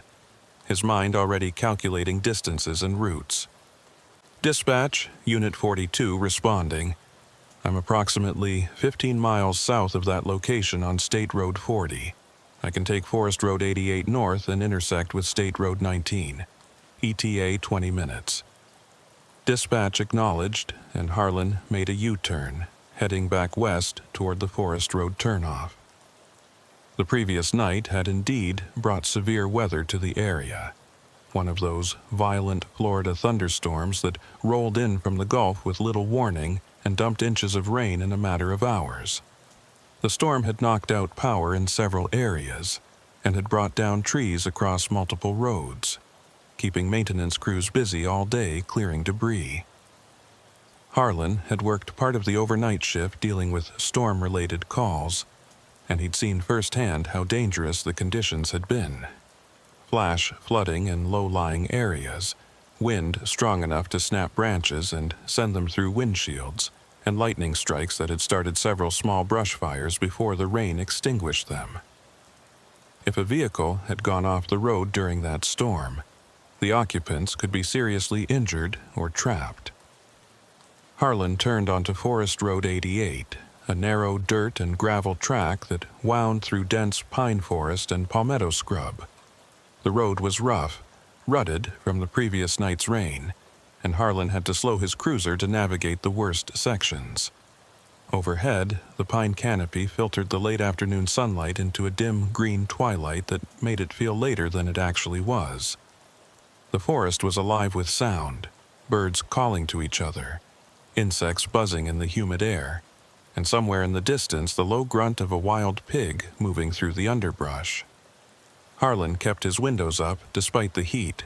Experience had taught him that the bugs would swarm into the vehicle given any opportunity, and he'd rather deal with the recycled air conditioning than spend his shift covered in mosquito bites. After about 12 minutes on Forest Road 88, Harlan reached the intersection with State Road 19, a slightly wider paved road that served as one of the main north-south routes through the forest. He turned north and began scanning the shoulders and tree line for any sign of the reported vehicle. State Road 19 was known for being dangerous during storms. The road followed the contours of the land and had several sections where water would pool and create hydroplaning hazards, and there were numerous places where the shoulder dropped off steeply into drainage ditches or ravines. Harlan had worked multiple accidents on this road over the years, most of them single-vehicle crashes where someone had taken a curve too fast or had lost control in wet conditions. About 3 miles north of the Forest Road 88 intersection, Harlan spotted it. Fresh tire tracks in the mud leading from the paved road across the shoulder and down a steep embankment into the tree line. Harlan pulled over and activated his overhead lights, then keyed the radio.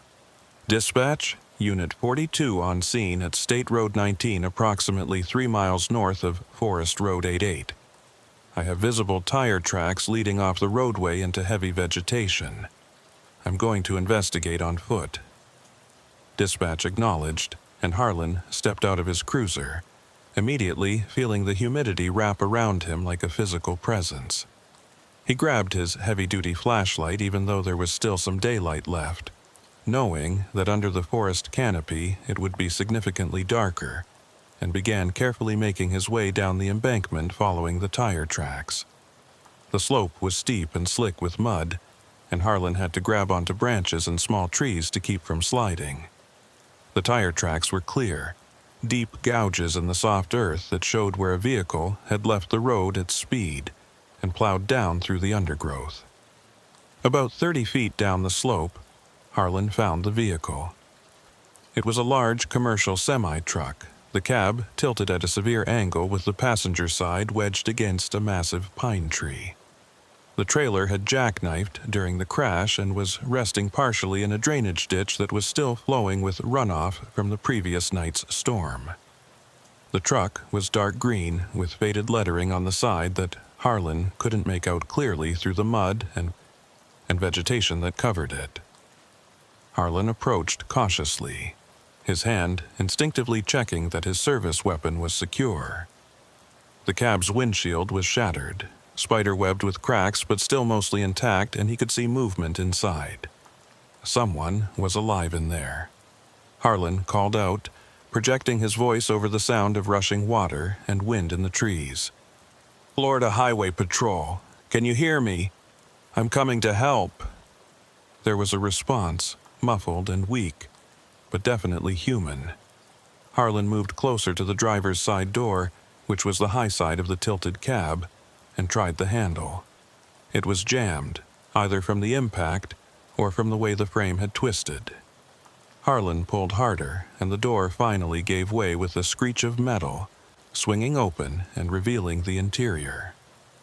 The driver was a man, probably in his 50s or 60s, with a weathered face and graying hair matted with blood from a cut on his forehead. He was conscious but clearly disoriented, his eyes struggling to focus on Harlan. His right leg was pinned between the seat and the crumpled dashboard, and his left arm hung at an awkward angle that suggested it was broken. The cab smelled like diesel fuel and something else, something chemical that Harlan couldn't immediately identify. The driver tried to speak, his voice coming out as a hoarse whisper. "Stuck. Been here since last night. Thought no one was going to find me." Harlan assessed the situation quickly. The driver was trapped and injured, but conscious and breathing. The bigger concern was the smell of fuel and the unstable position of the truck. If the vehicle shifted, or if there was a spark, the whole thing could go up in flames.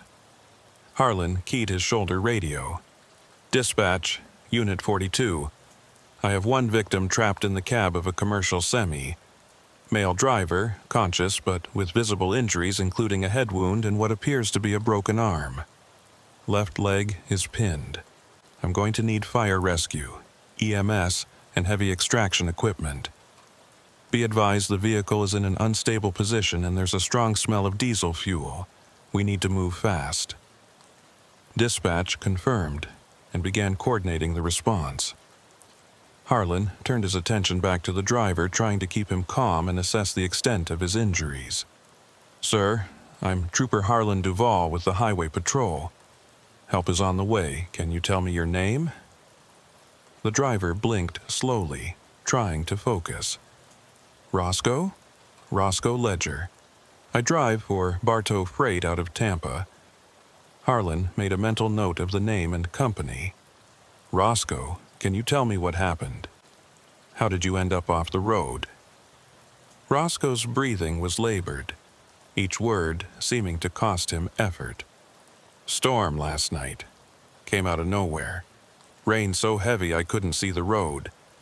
I slowed down, but then there was water across the pavement. Deep water. I hit it and lost control. Truck started sliding and I couldn't stop it. Went off the road and down the hill. Hit that tree and everything went black for a while." Harlan nodded. The story matched what he'd seen at dozens of storm-related accidents. "Have you been conscious this whole time? Since last night?" Roscoe shook his head weakly. "I come and go. Wake up, pass out, wake up again. My leg hurts real bad. Think it might be broke." Harlan shined his flashlight on Roscoe's pinned leg and saw that the man was probably right. The leg was bent at an unnatural angle where it was trapped, and there was significant swelling visible even through his jeans. "We're going to get you out of here, Roscoe. The fire department is on the way with equipment to lift the dashboard and free your leg. Just try to stay still and stay calm." Roscoe's eyes drifted closed for a moment, then opened again. "My cargo. You need to check my cargo." Harlan frowned. "Your cargo? What are you hauling?" Roscoe's voice dropped even lower, and Harlan had to lean closer to hear him. "Electronics. High-value electronics. Company load, supposed to deliver to Jacksonville this morning. But something ain't right about it. I tried to tell dispatch before the storm hit, but I lost cell service." Harlan felt a prickle of concern. "What do you mean, something isn't right about it?" Roscoe's breathing was getting more labored, and Harlan could see him struggling to stay focused. "The manifest don't match what's actually in the trailer. I checked when I loaded up in Tampa. They told me not to look, said it was above my pay grade, but I looked anyway. Whatever's back there, it ain't just electronics. Before Harlan could ask more questions, Roscoe's eyes rolled back and he lost consciousness. Harlan checked his pulse. It was present but weak, and his breathing had become shallow. Harlan keyed his radio again. "Dispatch, patient is going into shock. I need EMS here now, and I need them staged as close as possible. Also, be advised the driver has indicated there may be irregularities with the truck's cargo. I'm going to check the trailer once I've stabilized the patient." Dispatch acknowledged with a note of concern in the dispatcher's voice. Irregularities in cargo could mean anything from paperwork errors to smuggling operations, and Harlan knew he'd need to treat this scene as potentially criminal rather than just a traffic accident. Harlan heard the sound of sirens in the distance, growing closer, and within minutes the first rescue units arrived. Firefighters from the Ocala Fire Department came down the embankment with extraction equipment, and paramedics followed with medical gear and a stretcher. Harlan briefed them on Roscoe's condition and the fuel hazard, then stepped back to let them work. The extraction took nearly 40 minutes, carefully using hydraulic tools to lift the dashboard enough to free Roscoe's trapped leg without causing further injury or destabilizing the truck. Once he was freed, the paramedics immobilized him on a backboard and carried him up the embankment to the waiting ambulance. Harlan watched them go, then turned his attention to the trailer. It was still partially submerged in the drainage ditch, and the rear doors were above water but covered in mud and debris. Harlan made his way around the wreckage, carefully testing his footing on the slippery ground, and examined the trailer's exterior. It was a standard enclosed trailer, maybe 40 feet long, with no windows or external markings beyond the faded Bartow Freight logo. The rear doors had a heavy padlock securing them, and Harlan noted that the lock looked new and significantly more substantial than what you'd typically see on a commercial freight trailer. That alone was enough to raise questions. Harlan pulled out his phone and took several photographs of the lock and the trailer's exterior, documenting everything before he proceeded. He then called dispatch. "Dispatch Unit 42. The driver has been extracted and is en route to the hospital. I'm about to inspect the trailer cargo. Driver indicated there were irregularities with the manifest. I'm going to need a supervisor out here and possibly a K9 unit if one is available." Dispatch confirmed and said a supervisor was already en route. Harlan decided to wait before attempting to open the trailer. This was potentially a crime scene, and he wanted to handle it by the book. He climbed back up to his cruiser and retrieved his incident report forms, beginning to document the scene while he waited for backup. About 20 minutes later, a Florida Highway Patrol supervisor arrived in an unmarked SUV. It was Lieutenant Vance, a veteran officer Harlan had worked with numerous times over the years. Vance was in his 50s with a no-nonsense demeanor and decades of experience dealing with everything from routine traffic enforcement to major criminal investigations. He made his way down the embankment with the careful steps of someone who'd been in the field long enough to know when to take his time, and joined Harlan beside the trailer. "What have we got, Duval?" Harlan walked him through the situation from the initial crash report to Roscoe Ledger's statements about irregularities in the cargo. Vance listened without interrupting, his eyes scanning the trailer and taking in the details. When Harlan finished, Vance pulled out a pair of bolt cutters from his equipment bag. "Let's see what we're dealing with." He positioned the cutters on the padlock and applied pressure. The lock was heavy-duty, but the cutters eventually sheared through, and the lock fell away. Vance pulled the doors open, and both men stepped back slightly, not sure what to expect. The interior of the trailer was dimly lit by the failing daylight filtering through the open doors, but Harlan could immediately see that this was no ordinary freight load. The trailer was packed with boxes, but they weren't labeled with any company names or shipping information. Instead, they were plain cardboard boxes sealed with excessive amounts of packing tape. Vance pulled out his flashlight and shined it deeper into the trailer. "This doesn't look like a legitimate commercial load," Harlan agreed. Roscoe said the manifest didn't match what was actually loaded. He said someone told him not to look. Vance climbed up into the trailer and carefully opened one of the nearest boxes, using a knife to slice through the tape. Inside were dozens of small packages wrapped in plastic, each one about the size of a brick. Vance pulled one out and examined it closely, then looked back at Harlan with a grim expression. "This isn't electronics. This is narcotics, probably cocaine or heroin based on the packaging. And if the whole trailer is loaded like this, we're looking at a massive quantity." Harlan felt his pulse quicken. What had started as a routine accident rescue had just become a major drug interdiction case. "We need to secure this scene immediately and call in DEA." Vance was already on his radio, calling for additional units and notifying the Marion County Sheriff's Office and the Federal Drug Enforcement Administration. Within the hour, the narrow forest road was crowded with law enforcement vehicles, and a perimeter had been established around the crash site.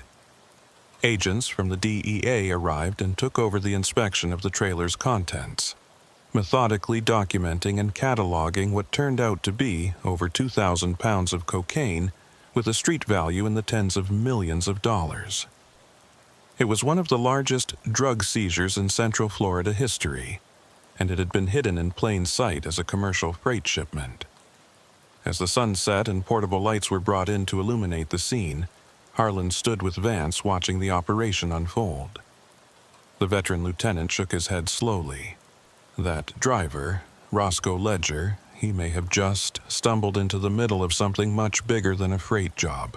If this load belongs to a major cartel operation, and Roscoe knew about the irregularities, there are going to be people looking for answers about what happened to their product. Harlan felt a chill despite the warm evening air. "You think Roscoe's in danger?" Vance's expression was dark. "I think we need to get a protection detail on him at the hospital immediately. And I think we need to find out exactly who hired him for this run and who was supposed to receive the delivery in Jacksonville. Because whoever they are, they just lost a fortune, and they're going to want someone to pay for it."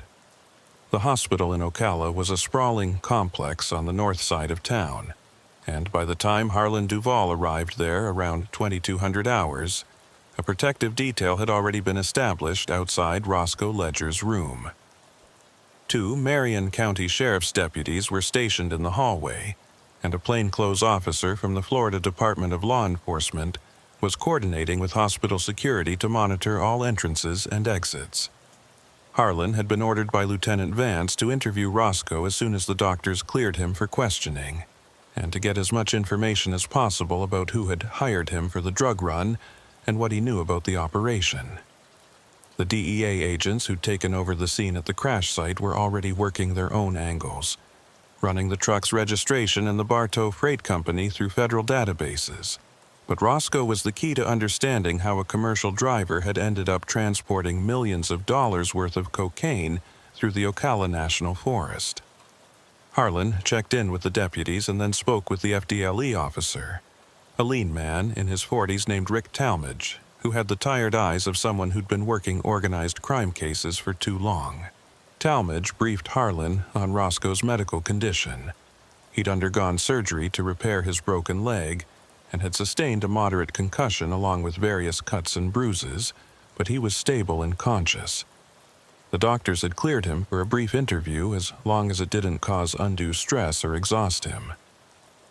Talmadge walked Harlan to the door of Roscoe's room and spoke quietly. "He's been asking for law enforcement since he woke up from surgery. Says he needs to tell someone what he knows before it's too late. He's scared, and honestly he should be. The amount of product we found in that trailer suggests this is a major cartel operation, probably out of Miami or the Gulf Coast.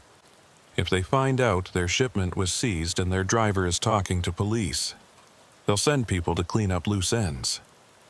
Harlan felt the weight of that statement settle on him. This wasn't just about recovering drugs anymore.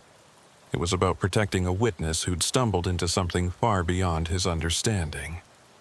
Harlan entered the room and found Roscoe propped up in bed, his right leg in a cast elevated on pillows, his left arm in a sling, and an IV line running into his uninjured arm.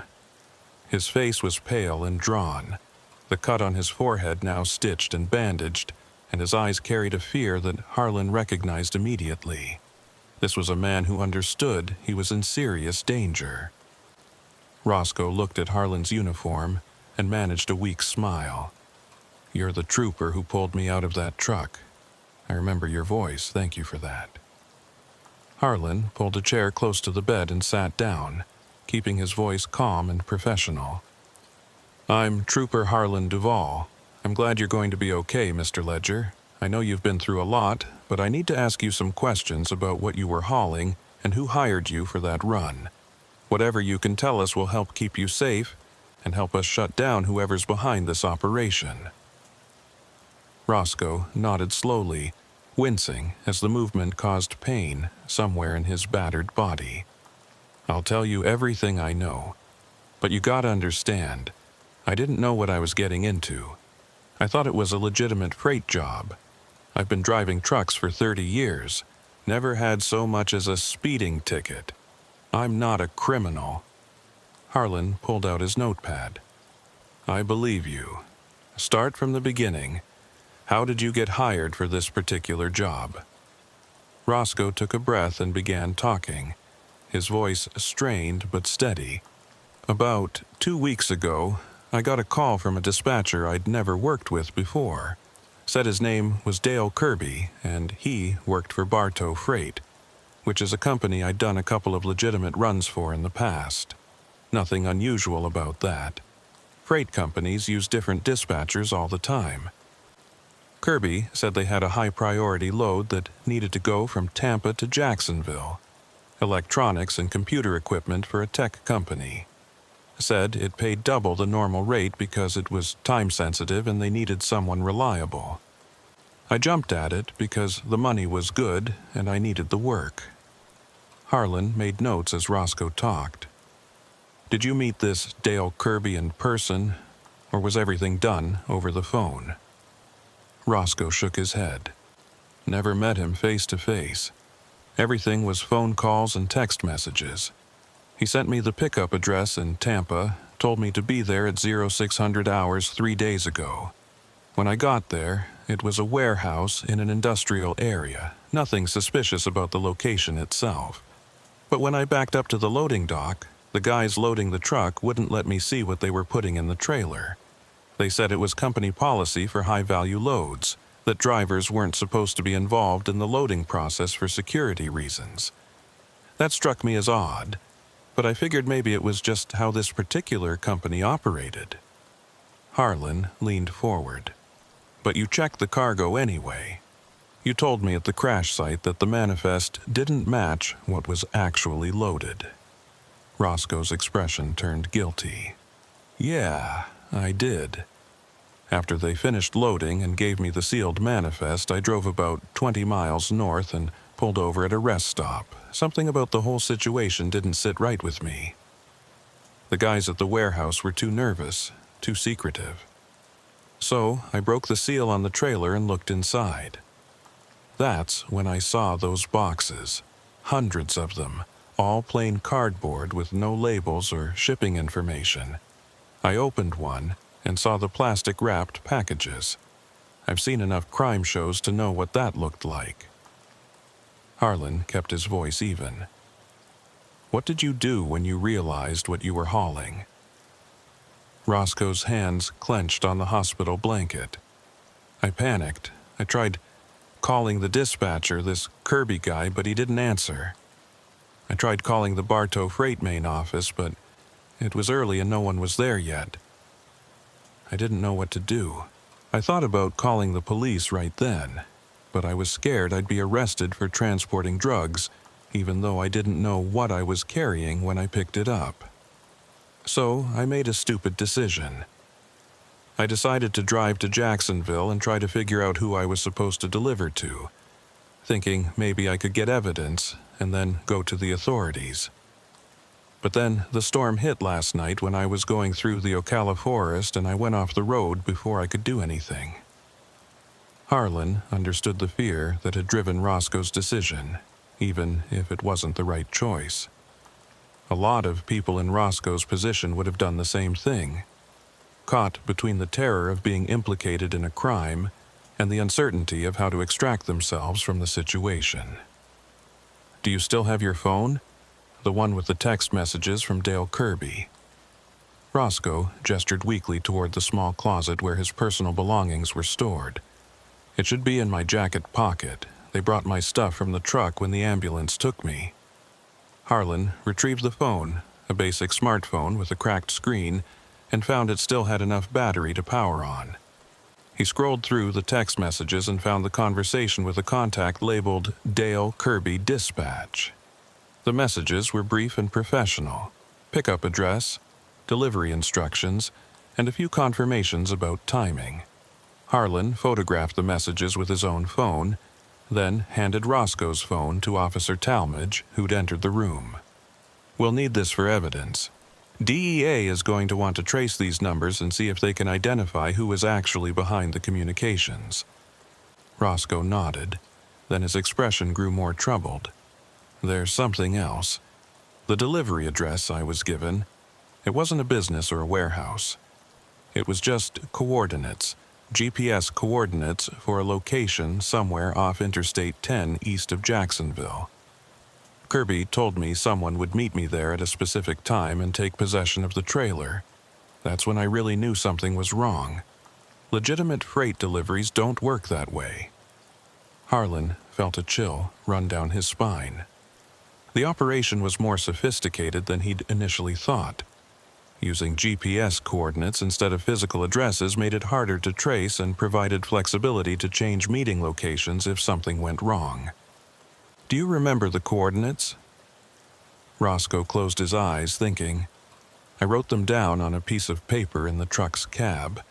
I don't remember them exactly, but they should still be there if the paper survived the crash." Harlan made a note to have the crash site team search the cab more thoroughly for any documentation.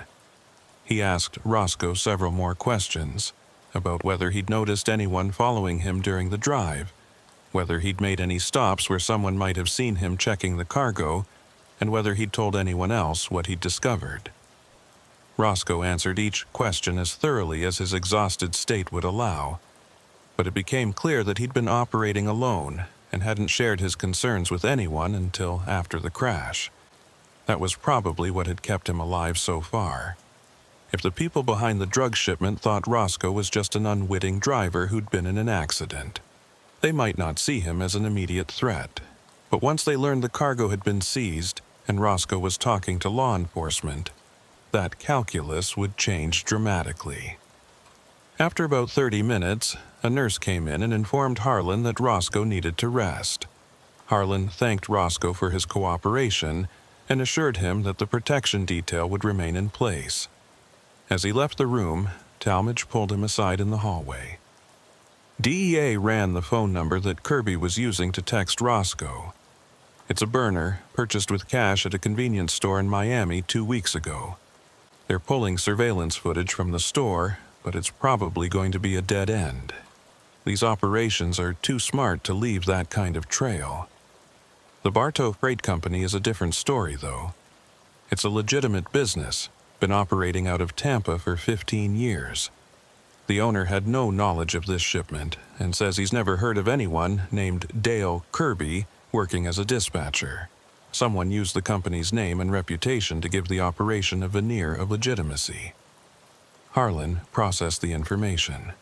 So whoever set this up knew enough about the freight industry to make it look convincing to a driver like Roscoe. Talmadge nodded. Exactly, and they were counting on Roscoe not asking too many questions. Most drivers just pick up and deliver. They don't inspect cargo unless there's an obvious problem. Roscoe's decision to check the trailer probably saved his life in a way, because now he's a witness who can help us build a case. But it also puts him in serious danger. Harlan looked back at the closed door of Roscoe's hospital room. How long can we keep him protected? He can't stay in the hospital forever, and once he's released, he's going to be vulnerable. Talmadge's expression was grim. DEA is working on getting him into witness protection, but that takes time and paperwork. In the meantime, we keep him here under guard and hope that whoever's behind this doesn't move faster than we can. The two men stood in silence for a moment, both understanding the precarious situation. Then Talmadge's phone rang, and he answered it with a terse greeting. Harlan watched as Talmadge's expression shifted from neutral to concerned. When he ended the call, he looked at Harlan with urgent eyes. That was the DEA agent coordinating the crash site investigation. They just found something in the woods about 100 yards from where the truck went off the road. A campsite, recent, with evidence that someone's been watching that section of State Road 19. Harlan felt his pulse quicken. Someone was watching the road, watching for Roscoe's truck. Talmadge started walking toward the elevator, gesturing for Harlan to follow.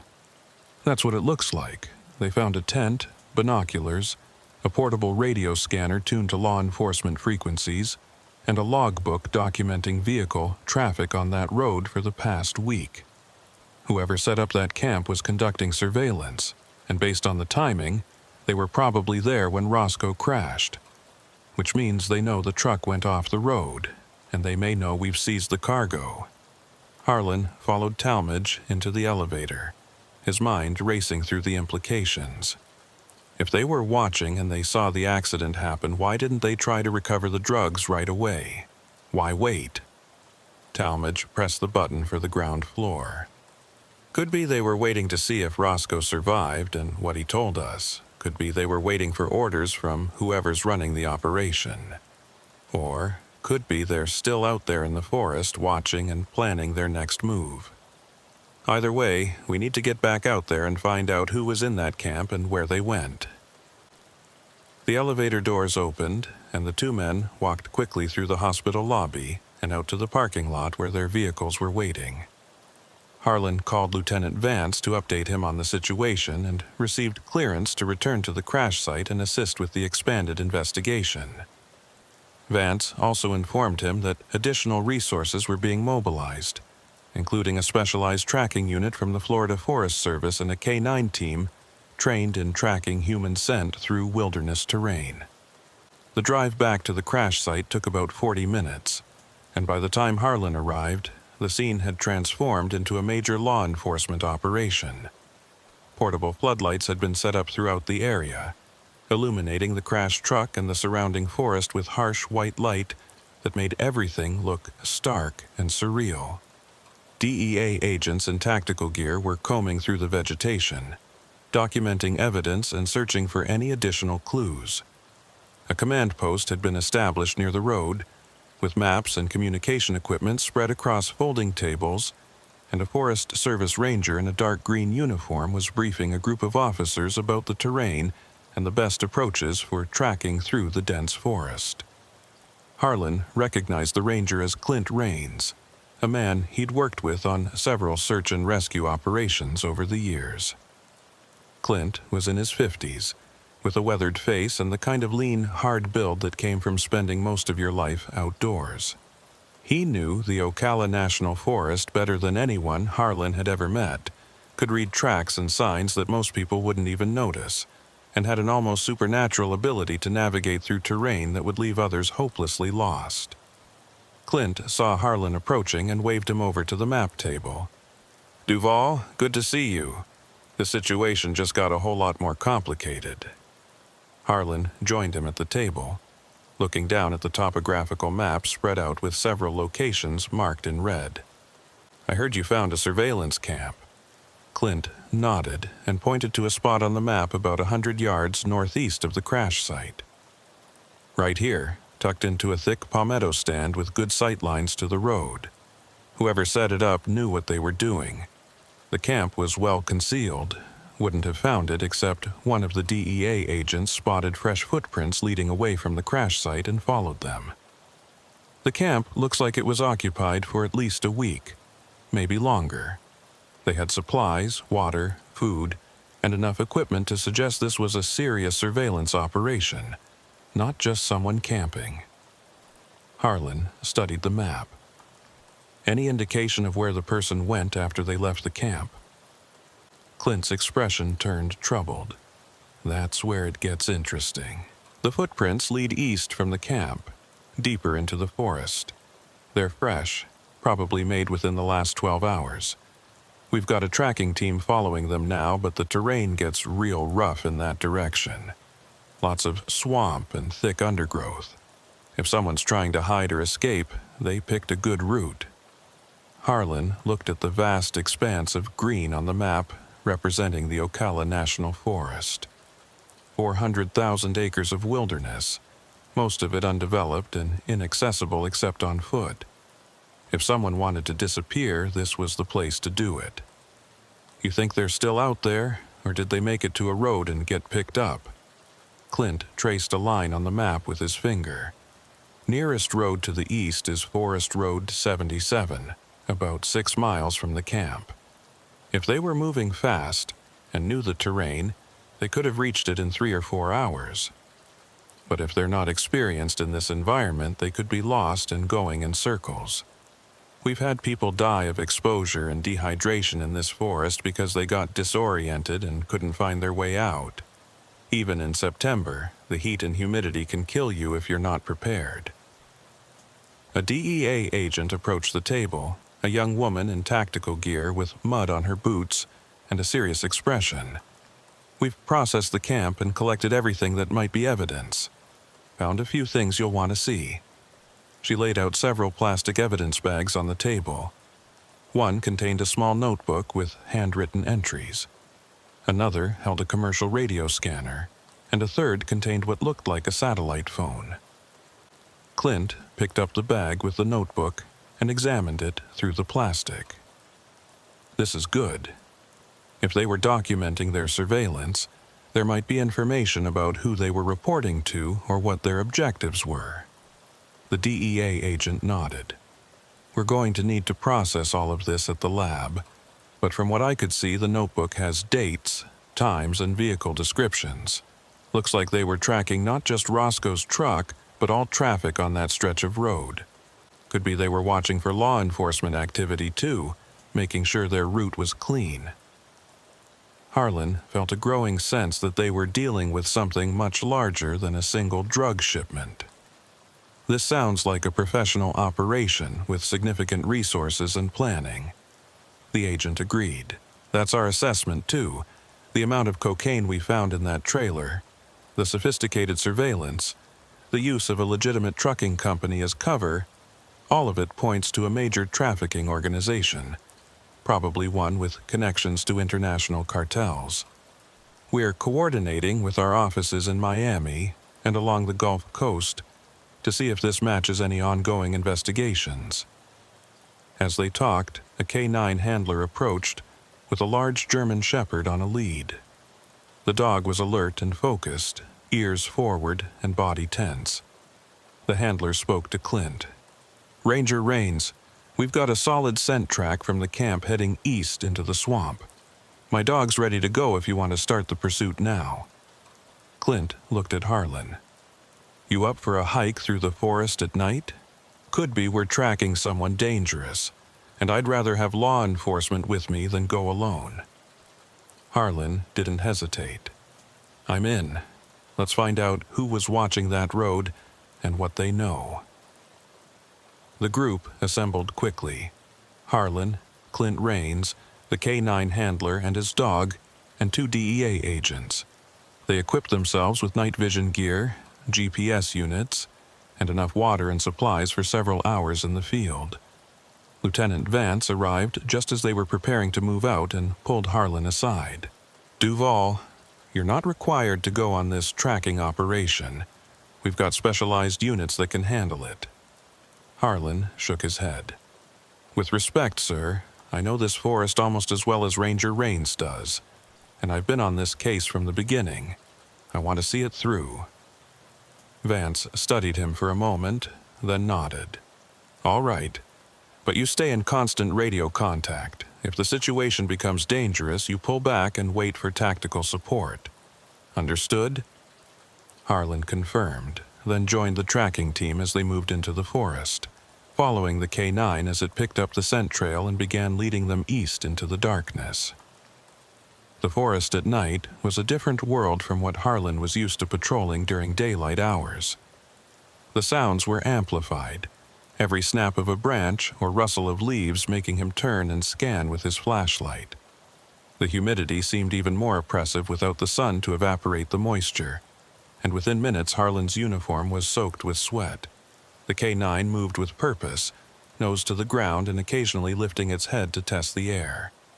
The handler kept up a steady commentary, interpreting the dog's body language and explaining what they were tracking. "Scent is strong and fresh. Single person, male, based on the stride length we're seeing in the tracks. He's moving fast, but not running. Suggests he knows where he's going, or at least has a destination in mind." They pushed through palmetto scrub and around stands of pine, the ground alternating between dry sandy soil and muddy patches where water collected. After about 2 miles, the terrain began to change, becoming wetter and more swamp-like. The K9 slowed, working more carefully now as the scent became dispersed by standing water. Clint Rains, who'd been navigating using a handheld GPS unit, stopped and consulted his map. "We're entering one of the low-lying areas that floods regularly. If our guy went into this water, the scent trail is going to be much harder to follow. The dog can still track him, but it'll be slower." The K9 handler let his dog work the edge of the water, and after a few minutes the dog indicated a direction, pulling toward the north. They followed, wading through ankle-deep water that was warm and dark, alive with the movement of things they couldn't see. Harlan kept his hand near his service weapon, hyper-aware that they were tracking someone who might be armed and desperate. After another mile of difficult terrain, the forest opened up slightly and they found themselves at the edge of a small clearing. The K9 stopped and alerted, its body going rigid and a low growl rumbling in its chest. The K9 handler immediately pulled his dog back and signaled for the team to stop. Everyone froze, weapons drawn, eyes scanning the clearing ahead through the darkness and the filtered moonlight that barely penetrated the forest canopy. Harlan Duvall felt his heart hammering in his chest as he moved his flashlight beam slowly across the open space, looking for any sign of movement or threat. The clearing was maybe 30 yards across, surrounded by thick vegetation and palmetto stands that could hide someone easily. In the center of the clearing was what looked like an old hunting camp, a ramshackle wooden structure with a sagging roof and walls made of weathered planks. There was no light visible from inside, no smoke from a chimney or fire pit, but the K9's alert made it clear that their target had come through this area recently and might still be nearby. Clint Rains moved up beside Harlan and spoke in a whisper barely audible over the night sounds of the forest. "That's the old Parsons camp. Been abandoned for maybe 20 years. Used to be a hunting cabin back when this area was less regulated. Most people don't even know it's here anymore." Harlan kept his voice equally low. "Is there any other way out of this clearing besides the way we came in?" Clint nodded and pointed to the far side of the clearing. "There's an old trail that leads north toward Forest Road 77, about 4 miles from here. If someone knows about it, they could use it to reach the road and get picked up, but the trail's overgrown and hard to follow in daylight. Nearly impossible at night unless you've got GPS or really know the terrain." One of the DEA agents, a man named Ferris, who'd been quiet during most of the hike, moved forward and addressed the group in a low voice. "We need to approach this tactically. If there's someone in that cabin, they may be armed, and they definitely know we're coming if that dog gave any audible alert. I suggest we establish a perimeter first. Make sure no one can slip out the back, then call out and see if we get a response. If there's no response, we clear the structure room by room." The plan was sound, and everyone agreed. They spread out around the clearing, moving slowly and using the vegetation for cover. Harlan positioned himself on the west side with a clear view of the cabin's front entrance, such as it was. The door appeared to be hanging crooked on broken hinges, and several of the windows were either missing their glass entirely or had boards nailed across them. Once everyone was in position, Agent Ferris called out, his voice carrying across the clearing with authority. "This is the Drug Enforcement Administration and Florida Highway Patrol. If anyone is in that structure, come out with your hands visible. We have the area surrounded. Do not make this situation worse by resisting." The words echoed off the trees and faded into the night sounds, and for a long moment there was no response. Then Harlan heard something, a faint scraping sound from inside the cabin, like wood moving against wood. Everyone tensed, weapons trained on the doorway. The scraping sound came again, followed by what might have been footsteps on the cabin's wooden floor. Then silence again, oppressive and nerve-wracking. Ferris called out once more, "This is your last chance. Come out now and no one needs to get hurt." Another long pause, and then a voice emerged from the darkness of the cabin's interior. Male, with an accent that Harlan couldn't quite place but sounded vaguely Latin American. "I'm not armed. I'm coming out. Don't shoot." The figure that emerged from the cabin doorway was not what Harlan had expected. He'd anticipated someone dangerous, a cartel enforcer or professional criminal. Instead, the man who stepped into the moonlight looked young, maybe mid-20s, thin and disheveled with clothes that were torn and muddy from days in the forest. His hands were raised high, and his face carried an expression of exhaustion and defeat rather than aggression. He stumbled slightly as he came down the cabin's broken steps, and Harlan could see he was favoring his left leg as if injured. The K-9 handler kept his dog under control as Agent Ferris and one of the other DEA agents moved in to secure the subject. They ordered him to his knees, hands behind his head, and conducted a quick search to ensure he wasn't carrying weapons. Finding none, they secured his hands with flex cuffs and helped him to his feet. Ferris looked back at the rest of the team. "Clear the cabin. Make sure there's no one else inside." Harlan and Clint Raines approached the structure carefully, flashlights sweeping through the broken doorway before they entered. The interior of the cabin was exactly what you'd expect from an abandoned hunting camp.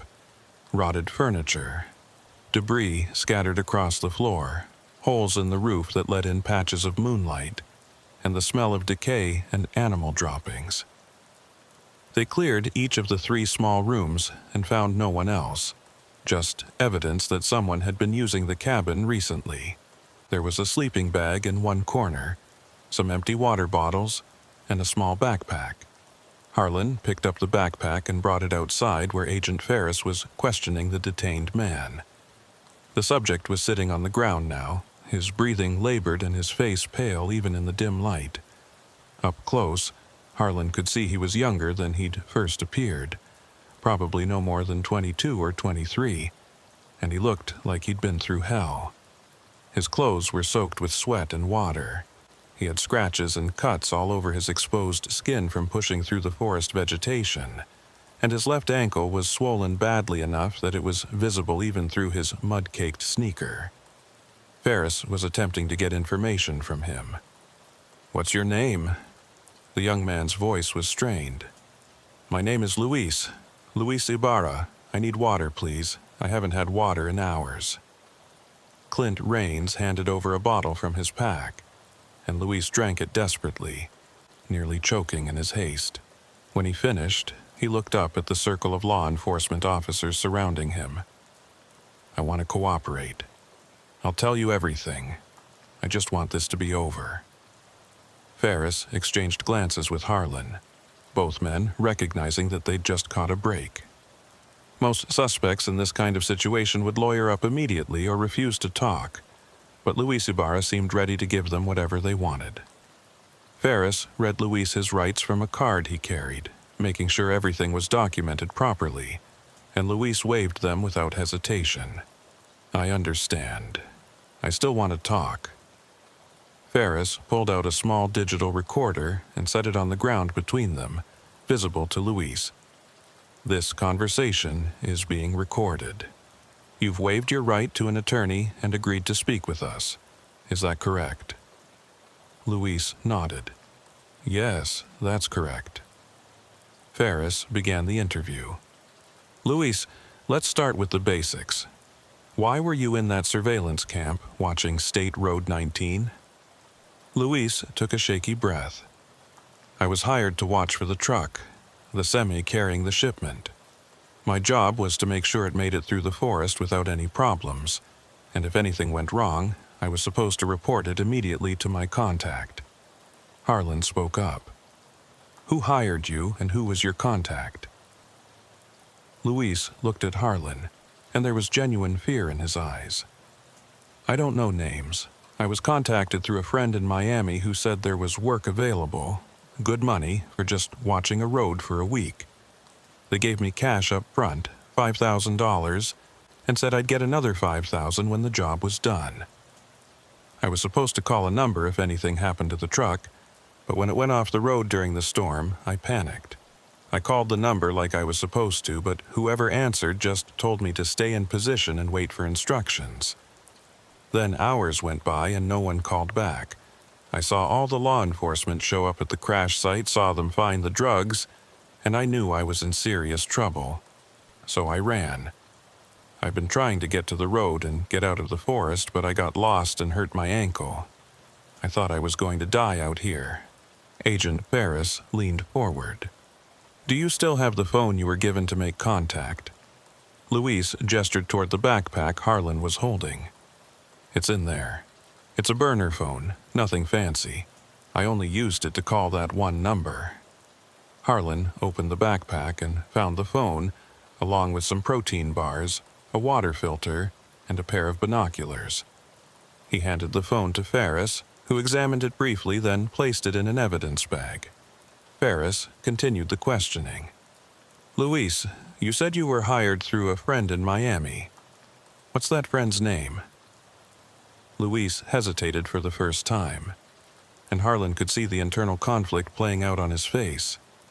Giving up a name meant potentially putting himself or someone else in danger, but refusing to cooperate would destroy any chance Luis had of getting a deal.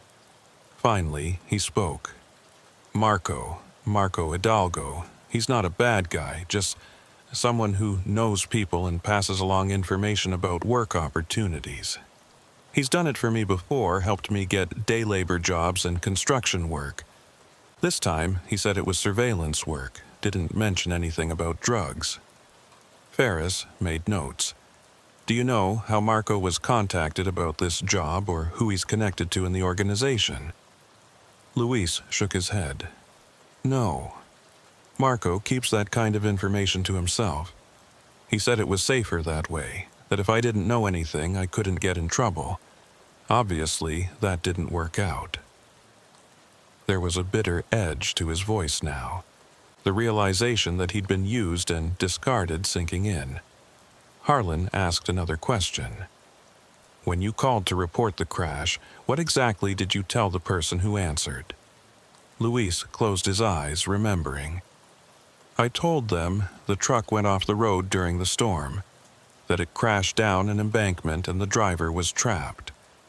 I told them I could see emergency vehicles responding and that it was going to be a major scene. The person on the other end didn't say much, just told me to stay hidden and wait for further instructions. That was around 0800 this morning. I never heard from them again." Agent Ferris looked at the other DEA agent who'd been listening silently. They cut him loose. Once they knew the shipment was compromised and law enforcement was involved, Luis became a liability rather than an asset. They probably figured he'd either get caught or die in the forest, and either way he couldn't lead us back to them. the other agent agreed. Standard cartel protocol. Low-level operatives are expendable. Luis looked between them, his face showing the horror of understanding his situation. You mean they were never going to pay me the other 5,000? They were just going to leave me out here? Ferris's expression was hard. You're lucky we found you when we did. If you died of exposure or dehydration in this forest, no one would have found your body for months, if ever. The people you were working for don't care about you, Luis. They care about their product and their profits, and you were just a tool to them. Harlan saw Luis process this information, saw the fear transition into something else, maybe anger or determination. Luis straightened up as much as his injured ankle would allow. Then I'll help you. I'll tell you everything I know and help you identify anyone I can. They left me to die, so I don't owe them anything. Ferris nodded. That's a smart decision. But understand that what you know may not be enough to give us the people at the top. You were deliberately kept at arm's length from the real organization. What you can do is help us build a case against the people who recruited you, and that might lead us up the chain. In exchange, we'll talk to the prosecutor about a cooperation agreement that might keep you out of prison, or at least reduce your sentence significantly. The group decided to suspend the interview and get Luis back to civilization where he could receive medical attention for his ankle and be processed properly. The hike back to the crash site took nearly 3 hours, slower than the outbound journey because Luis's injury made it difficult for him to keep pace even with assistance. By the time they emerged from the forest, the sun was beginning to rise, and the scene at State Road 19's had shifted from a nighttime operation to a morning evidence collection effort. Luis was turned over to deputies who transported him to the hospital under guard, the same hospital where Roscoe Ledger was recovering, though they were kept in separate areas to avoid any possibility of communication or intimidation. Harlan was exhausted, his uniform soaked with sweat and swamp water, his boots caked with mud, but he knew his work wasn't done yet. He met with Lieutenant Vance and Agent Ferris to debrief on what they'd learned from Luis Ibarra. Vance listened to everything, then made a call to coordinate with the DEA's Miami office about tracking down Marco Hidalgo and anyone else who might be part of the recruitment network. Ferris was more interested in the phone they'd recovered from Luis, specifically the number that had been programmed into it for contact. We'll run this through our databases and see if it connects to any known investigations. Chances are it's another burner, but sometimes we get lucky and find a phone that's been used multiple times or that's connected to other numbers we're already monitoring. Over the next several hours, the investigation expanded rapidly as different pieces of evidence were analyzed and connections were made. The DEA's Miami office located Marco Hidalgo at an apartment in Little Havana and brought him in for questioning. Unlike Luis, Marco was experienced enough with the criminal justice system to immediately lawyer up and refuse to answer any questions. But his phone records and financial information painted a picture of someone who'd been involved in recruiting low-level operatives for various criminal enterprises over several years.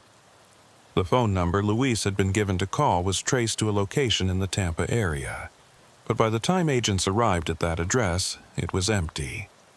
The burner phone had been destroyed, and whoever had been using it had disappeared. The Bartow Freight Company continued to cooperate with the investigation, providing records showing that the shipment Roscoe had picked up was completely off their official books. Someone had impersonated their company to create a cover story, and the real Bartow Freight had no knowledge of the drug operation. The GPS coordinates that Roscoe had been given for the delivery were analyzed and found to correspond to a remote location near the Osceola National Forest, about 60 miles east of Jacksonville.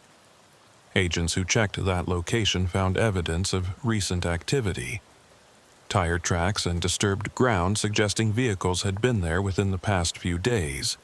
but whoever had been using the location as a drop point had abandoned it once the shipment failed to arrive.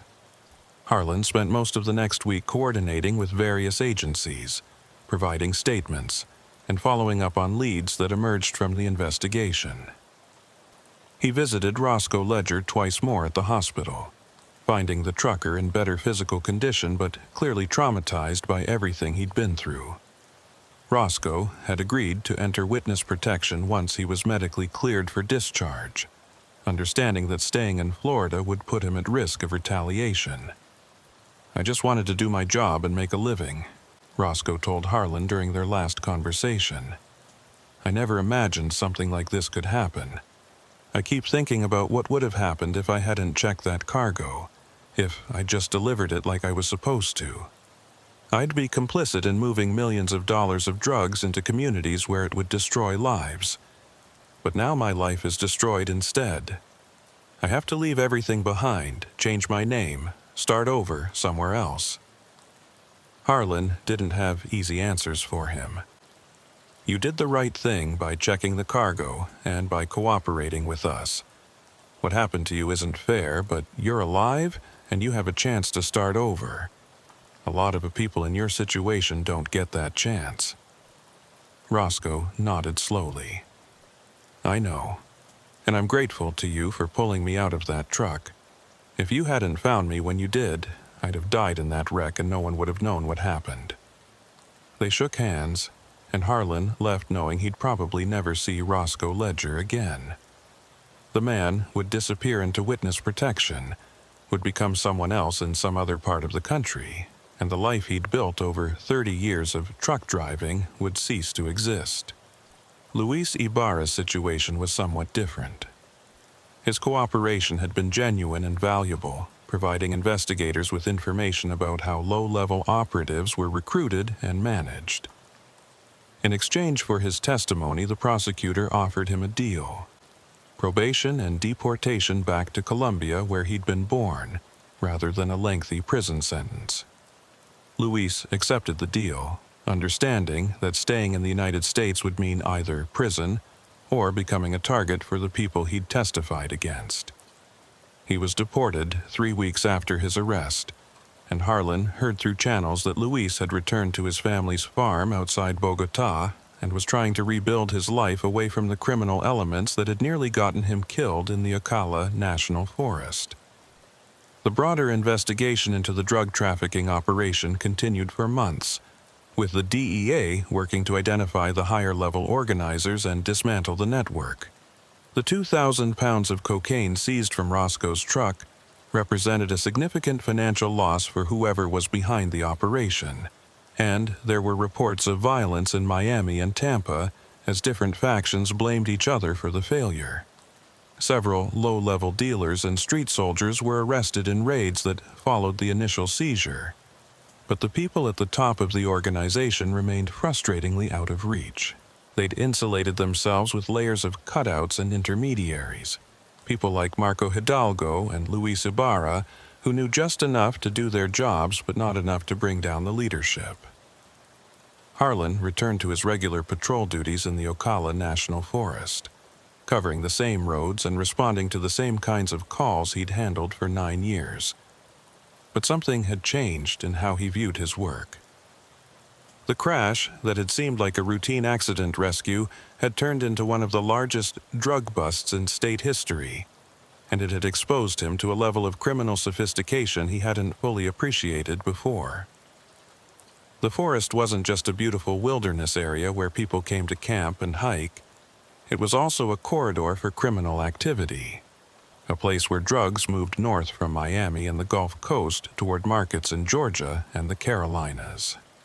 The isolation that made the forest attractive to nature lovers also made it attractive to people who needed to move illegal goods without drawing attention.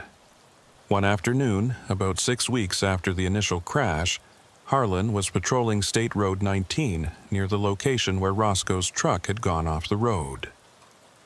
The wreckage had long since been removed, and the forest was reclaiming the disturbed earth where the rescue operation had taken place.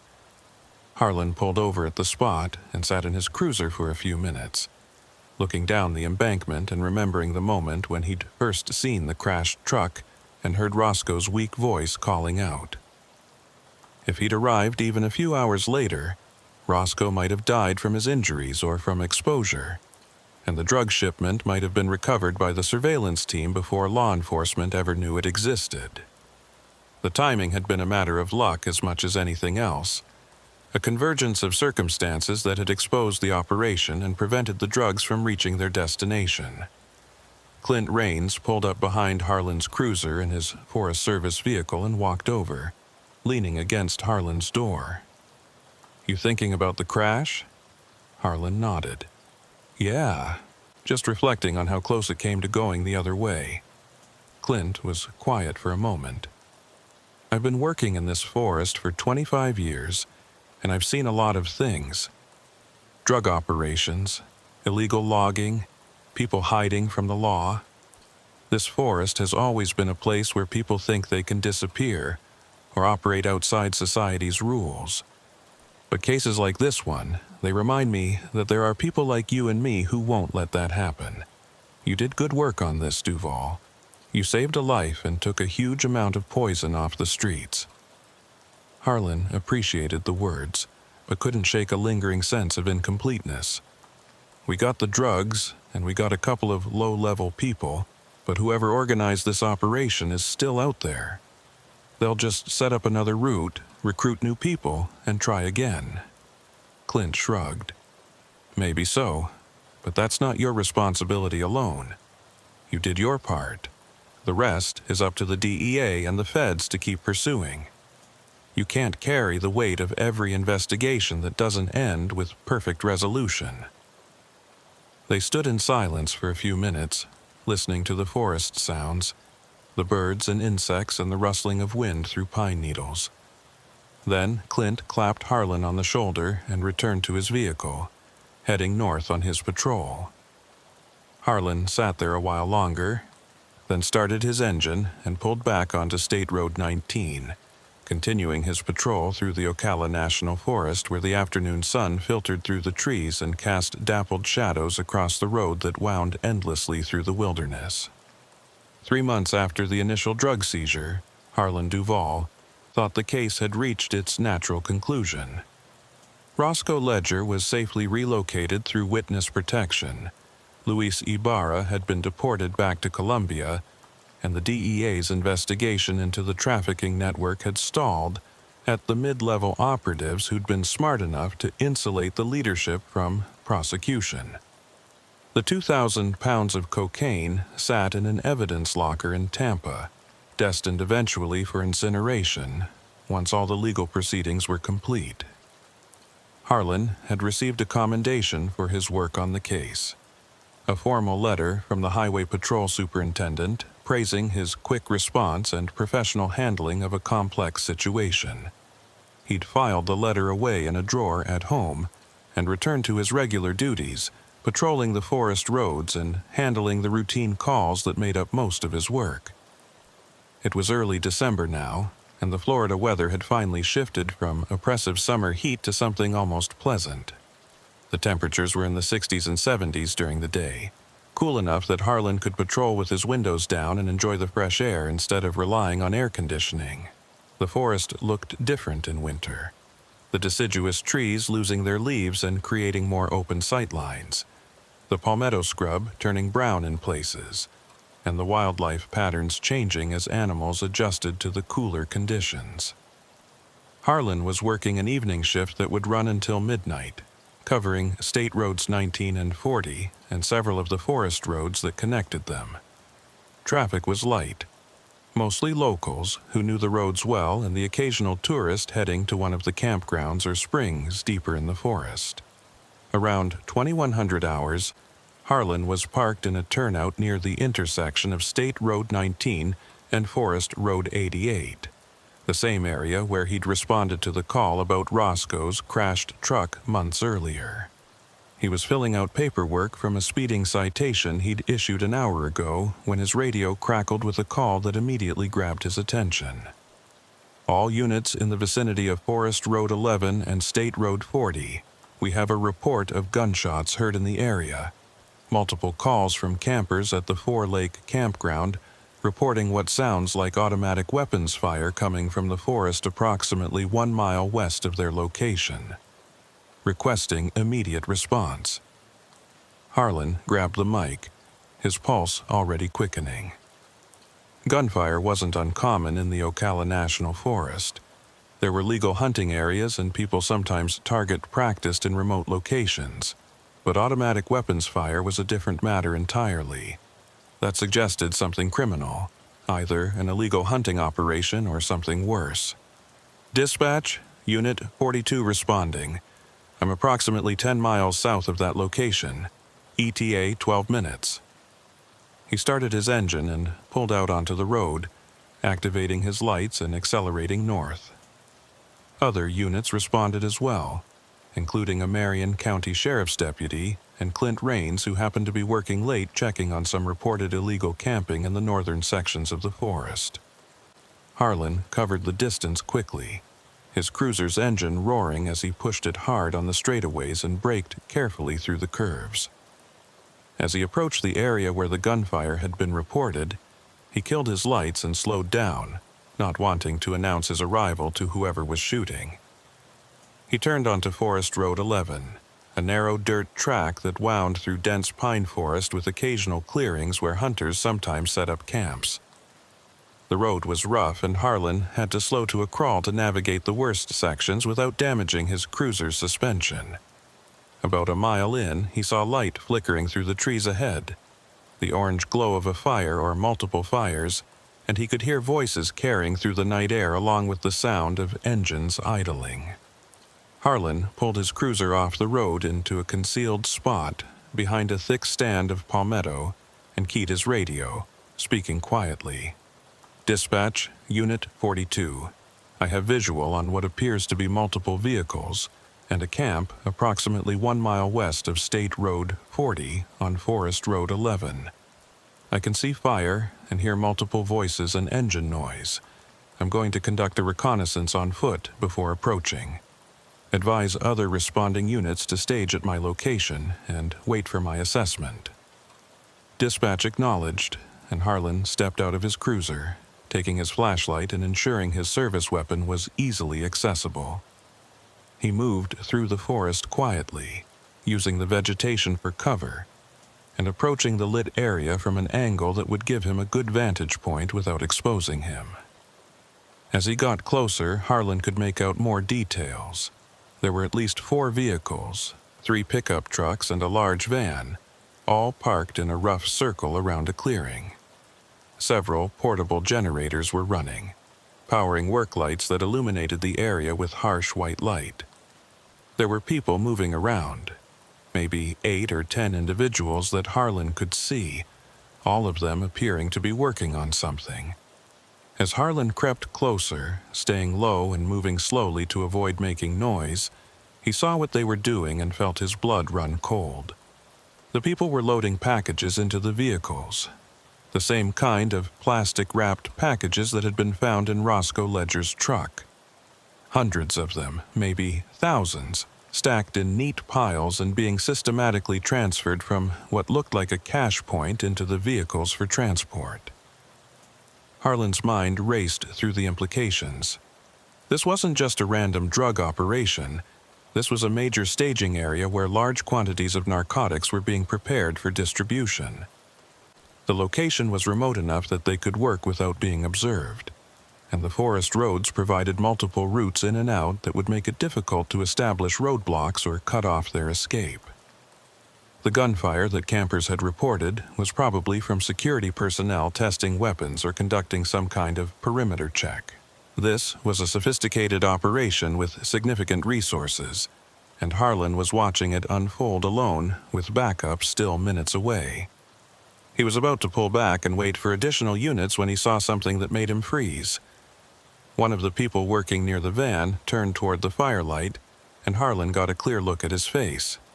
It was someone he recognized, though it took his mind a moment to place where he'd seen that face before. Then it hit him with the force of a physical blow. The man was Rick Talmadge. the FDLE officer who'd been part of the protective detail at the hospital when Roscoe Ledger was being interviewed. Harlan's mind struggled to process what he was seeing. Talmadge was law enforcement, had been working the drug case from the inside, had access to all the investigative information and evidence. If Talmadge was here working with the people loading drugs, that meant he was compromised, either on the cartel's payroll or somehow coerced into helping them. Harlan's hands were shaking as he pulled out his phone and took several photographs, trying to document what he was seeing while keeping his position concealed. The flash was off, but he was terrified that the screen's glow would give him away. He managed to capture images of Talmadge and several of the other individuals, along with the vehicles and the packages being loaded. As he was taking the last photo, one of the men near the perimeter turned in his direction, and Harlan saw him raise a rifle and peer toward the tree line where Harlan was hidden. Harlan remained absolutely still, barely breathing, praying that the shadows and vegetation were enough to conceal him. The man with the rifle called out something in Spanish, and several other people stopped what they were doing and looked toward the forest. Talmadge moved into view, and Harlan heard his voice clearly. "What is it?" The man with the rifle responded in accented English. "Thought I saw movement in the trees. Could be an animal." Talmadge walked toward the perimeter, stopping about 20 yards from where Harlan was hiding. "Check it out. We can't afford any surprises." The man with the rifle started moving toward the tree line, and Harlan knew his position was about to be compromised. He had seconds to make a decision. Stay hidden and hope the man didn't see him, or retreat and risk making noise that would definitely alert them to his presence. Neither option was good. Harlan made the call to retreat, moving as quietly as possible deeper into the forest, away from the clearing. He'd gone maybe 30 feet when he heard a shout behind him. "Hey, alguien aquí! There's someone here!" The forest erupted with activity, multiple voices yelling, flashlight beams sweeping through the trees, and the sound of people crashing through the underbrush toward his position. Harlan abandoned stealth and ran, using his knowledge of the terrain to navigate through the darkness, while the sounds of pursuit grew closer behind him. He keyed his shoulder radio as he ran, his voice urgent. "Dispatch, Unit 42. I've been spotted and am being pursued by multiple armed subjects. I need immediate backup at my location on Forest Road 11. Be advised, one of the subjects is an FDLE officer who appears to be working with the suspects. Treat this as an officer safety emergency." The response from dispatch was immediate and alarmed. "Unit 42, confirm your last. Did you say an FDLE officer is present with the suspects?" Harlan was breathing hard now, pushing through palmetto that tore at his uniform and dodging between pine trees. "Affirmative. Officer Rick Talmadge is on scene and appears to be part of the operation. I have photographic evidence. Requesting immediate tactical response." Behind him, he could hear his pursuers getting closer, and then he heard something that made his heart skip. Gunfire. Multiple weapons opening up, bullets snapping through the air around him and impacting trees with sharp cracks. They weren't just trying to catch him, they were trying to kill him. Harlan drew his service weapon as he ran, knowing that if they cornered him he'd have to make a stand, but he was outnumbered at least 8-1, and they had automatic weapons while he had only his sidearm. His best chance was to keep moving and stay ahead of them until backup arrived. He could hear sirens in the distance now, multiple units responding to his emergency call, but they were still too far away to help immediately. Harlan's boot caught on a root, and he went down hard, his weapon flying from his hand into the darkness. He scrambled to find it, his hands searching frantically through the pine needles and undergrowth, but the flashlight beams were getting closer and he didn't have time.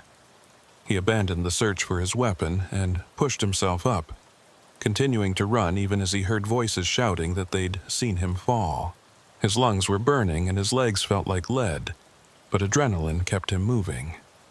Then the forest ahead opened up and Harlan found himself at the edge of a ravine, a steep drop of maybe 20 feet down to a creek bed. He didn't hesitate, sliding down the slope in a barely controlled fall, rocks and dirt cascading around him.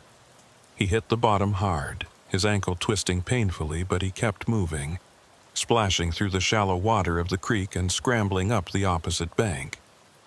Behind him, several of his pursuers reached the top of the ravine and opened fire again, bullets kicking up water and mud around him. Harlan felt something hot slash across his left arm, a searing pain that told him he'd been hit, but he didn't stop to assess the damage. He pulled himself up the bank and kept running, the sounds of pursuit continuing but slightly more distant now. The ravine had bought him a few precious seconds. The sirens were getting louder, and Harlan could see flashing lights through the trees now, multiple vehicles converging on the area. He angled toward the lights, hoping his pursuers would break off rather than risk being caught by the incoming law enforcement response. His hope was realized when the gunfire behind him suddenly stopped and he heard shouting in Spanish, orders to fall back. The tactical decision made sense for them. They'd compromised their position, law enforcement was descending on the area in force, and their priority would shift from eliminating the witness to escaping with as much of their product as possible. Harlan emerged from the forest onto Forest Road 11, about a quarter-mile south of where his cruiser was parked, and he was immediately met by Marion County Sheriff's deputies who'd been among the first to respond. One of them, a young deputy named Travis Henning, caught Harlan as he stumbled and helped him stay upright. "Trooper, you're hit. We need to get medical attention." Harlan looked down and saw that his left sleeve was soaked with blood from the gunshot wound to his arm. The adrenaline had kept him from feeling the full extent of the injury, but now that he'd stopped running, the pain was hitting him hard. "I'm okay. The suspects are fleeing the scene, multiple vehicles heading deeper into the forest. They have automatic weapons and they're transporting large quantities of narcotics, and one of them is an FDLE officer, Rick Talmadge. He's compromised and working with the cartel." The deputy's eyes widened. "A dirty cop? Are you sure?" Harlan pulled out his phone, wincing as the movement sent pain shooting through his wounded arm. "I have photos. Get me to whoever's coordinating the response. We need to lock this area down now before they escape." Within minutes, a command post had been established, and units from multiple agencies were coordinating a response. Roadblocks were set up on all the forest roads leading out of the area, and a helicopter with thermal imaging was en route from Tampa. Harlan was treated by paramedics who bandaged his arm and determined that the bullet had passed through muscle without hitting bone or major blood vessels. He refused transport to the hospital, insisting he needed to brief the incident commanders on what he'd seen. Lieutenant Vance arrived and listened grimly as Harlan described the scene and identified Rick Talmadge as being present with the suspects. Vance immediately made calls to FDLE Internal Affairs and to the DEA agents who'd been working the original case. The photographs Harlan had taken were downloaded and analyzed, and they provided clear evidence of Talmadge's involvement in the drug operation. Warrants were issued immediately, and attempts were made to contact Talmadge through official channels, but his phone went straight to voicemail and he didn't respond to radio calls. He'd gone dark, understanding that his cover was blown. The tactical response team that moved into the clearing where Harlan had observed the loading operation found it abandoned. The vehicles were gone. The generators had been shut down and removed, and the only evidence left behind were tire tracks and some scattered packaging material. The suspects had successfully fled, taking their drug shipment with them and disappearing into the vast network of forest roads that offered dozens of possible escape routes. Over the following hours, some of the roadblocks paid off. One of the pickup trucks was intercepted near the eastern edge of the forest, and 2 suspects were arrested along with several hundred pounds of cocaine. Another vehicle was found abandoned near Forest Road 77 with its cargo still inside, suggesting the driver had panicked and fled on foot when they saw law enforcement ahead. But the majority of the suspects and the bulk of the narcotics escaped, and Rick Talmadge was not among those captured. A manhunt was organized, with every law enforcement agency in Central Florida on alert for Talmadge and the missing vehicles. His home was searched and found empty. His bank accounts showed recent large cash withdrawals, and analysis of his phone records revealed months of communications with numbers associated with known drug trafficking organizations. The betrayal hit the law enforcement community hard. Rick Talmadge had been a respected FDLE officer with 15 years of service and multiple commendations.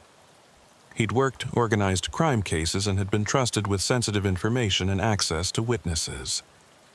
The investigation into how long he'd been compromised and how much damage he'd done would take months, but the immediate concern was apprehending him before he could flee the country or disappear completely.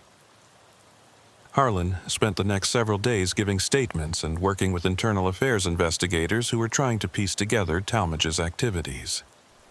It became clear that Talmadge had been feeding information to the cartel for at least 2 years, alerting them to investigations, warning them about planned raids, and helping them adjust their operations to avoid detection.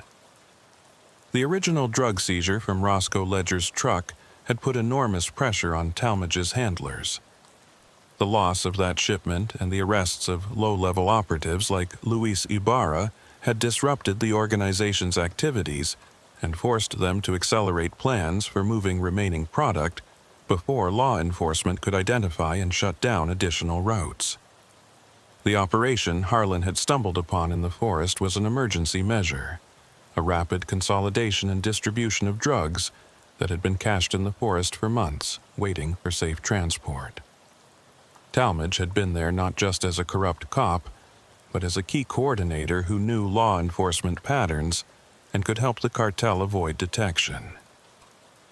2 weeks after the incident in the forest, a break came from an unexpected source.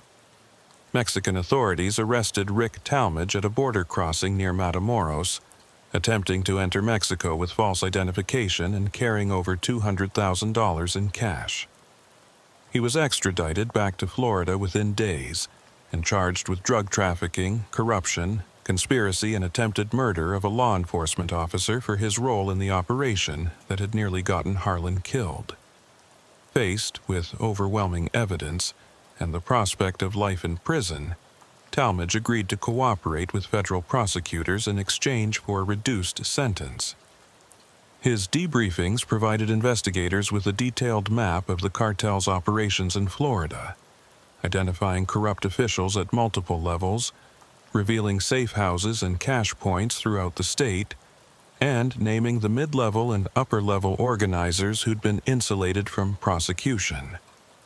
The information Talmadge provided led to a coordinated series of raids across 3 states that resulted in over 40 arrests and the seizure of several tons of cocaine and millions of dollars in assets.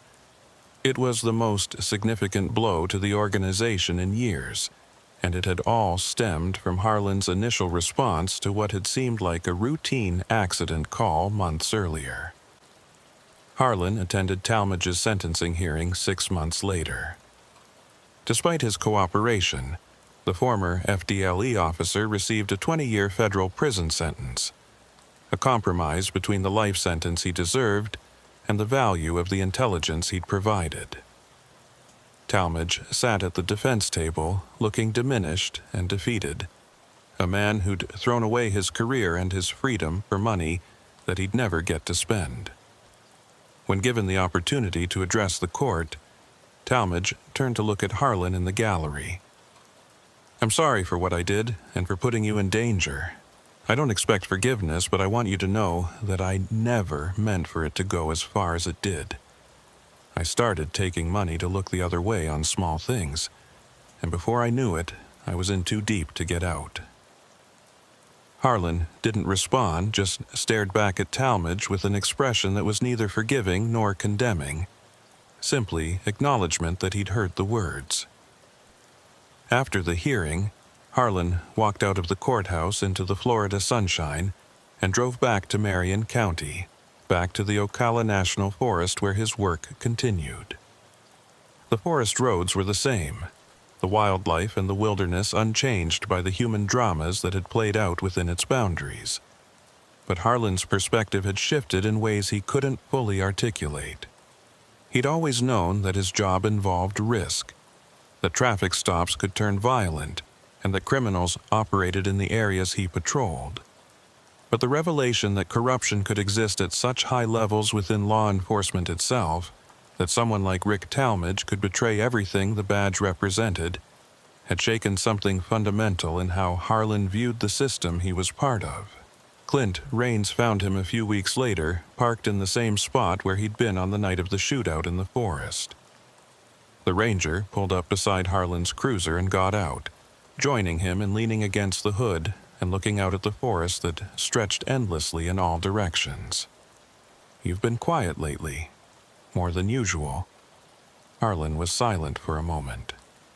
"Just thinking about everything that happened, how close I came to not making it out of that forest, how someone I trusted to watch my back was actually working for the people trying to kill me." Clint nodded slowly. "I heard about what Talmadge said at his sentencing, about not meaning for it to go so far. You believe that?" Harlan considered the question. "I believe he didn't start out planning to become what he became.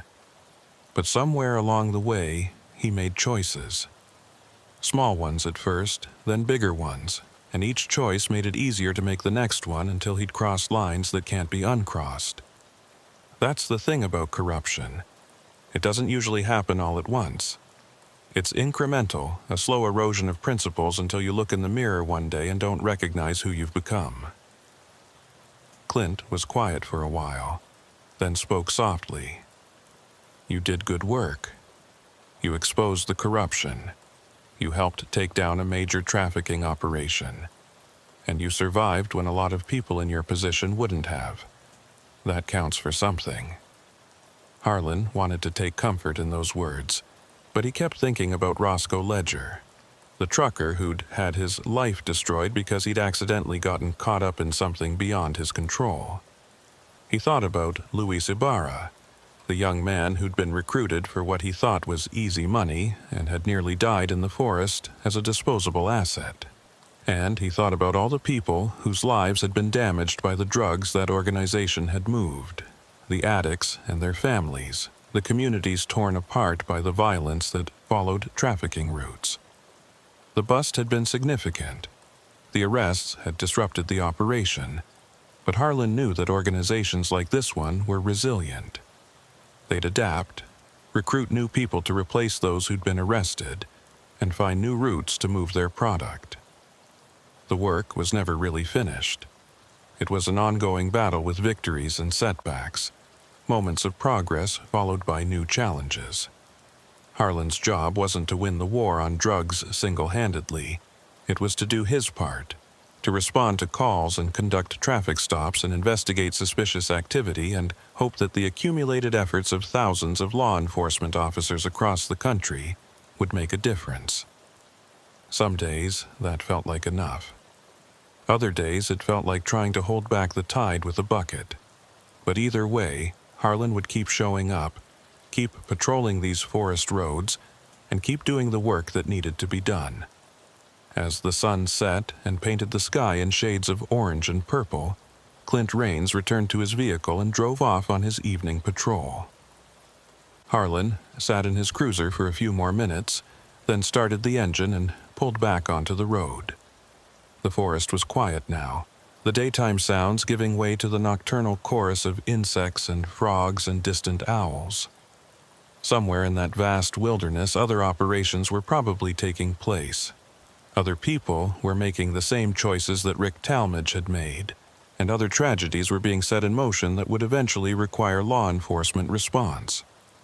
But for tonight, the forest was peaceful, and Harlan Duvall drove through it alone with his thoughts and his memories, carrying the weight of everything he'd seen and everyone he'd failed to save, but also carrying the knowledge that he'd made a difference when it mattered most. The road wound on through the darkness, and Harlan followed it. Because that's what he did, and that's what he'd keep doing until the day he couldn't do it anymore.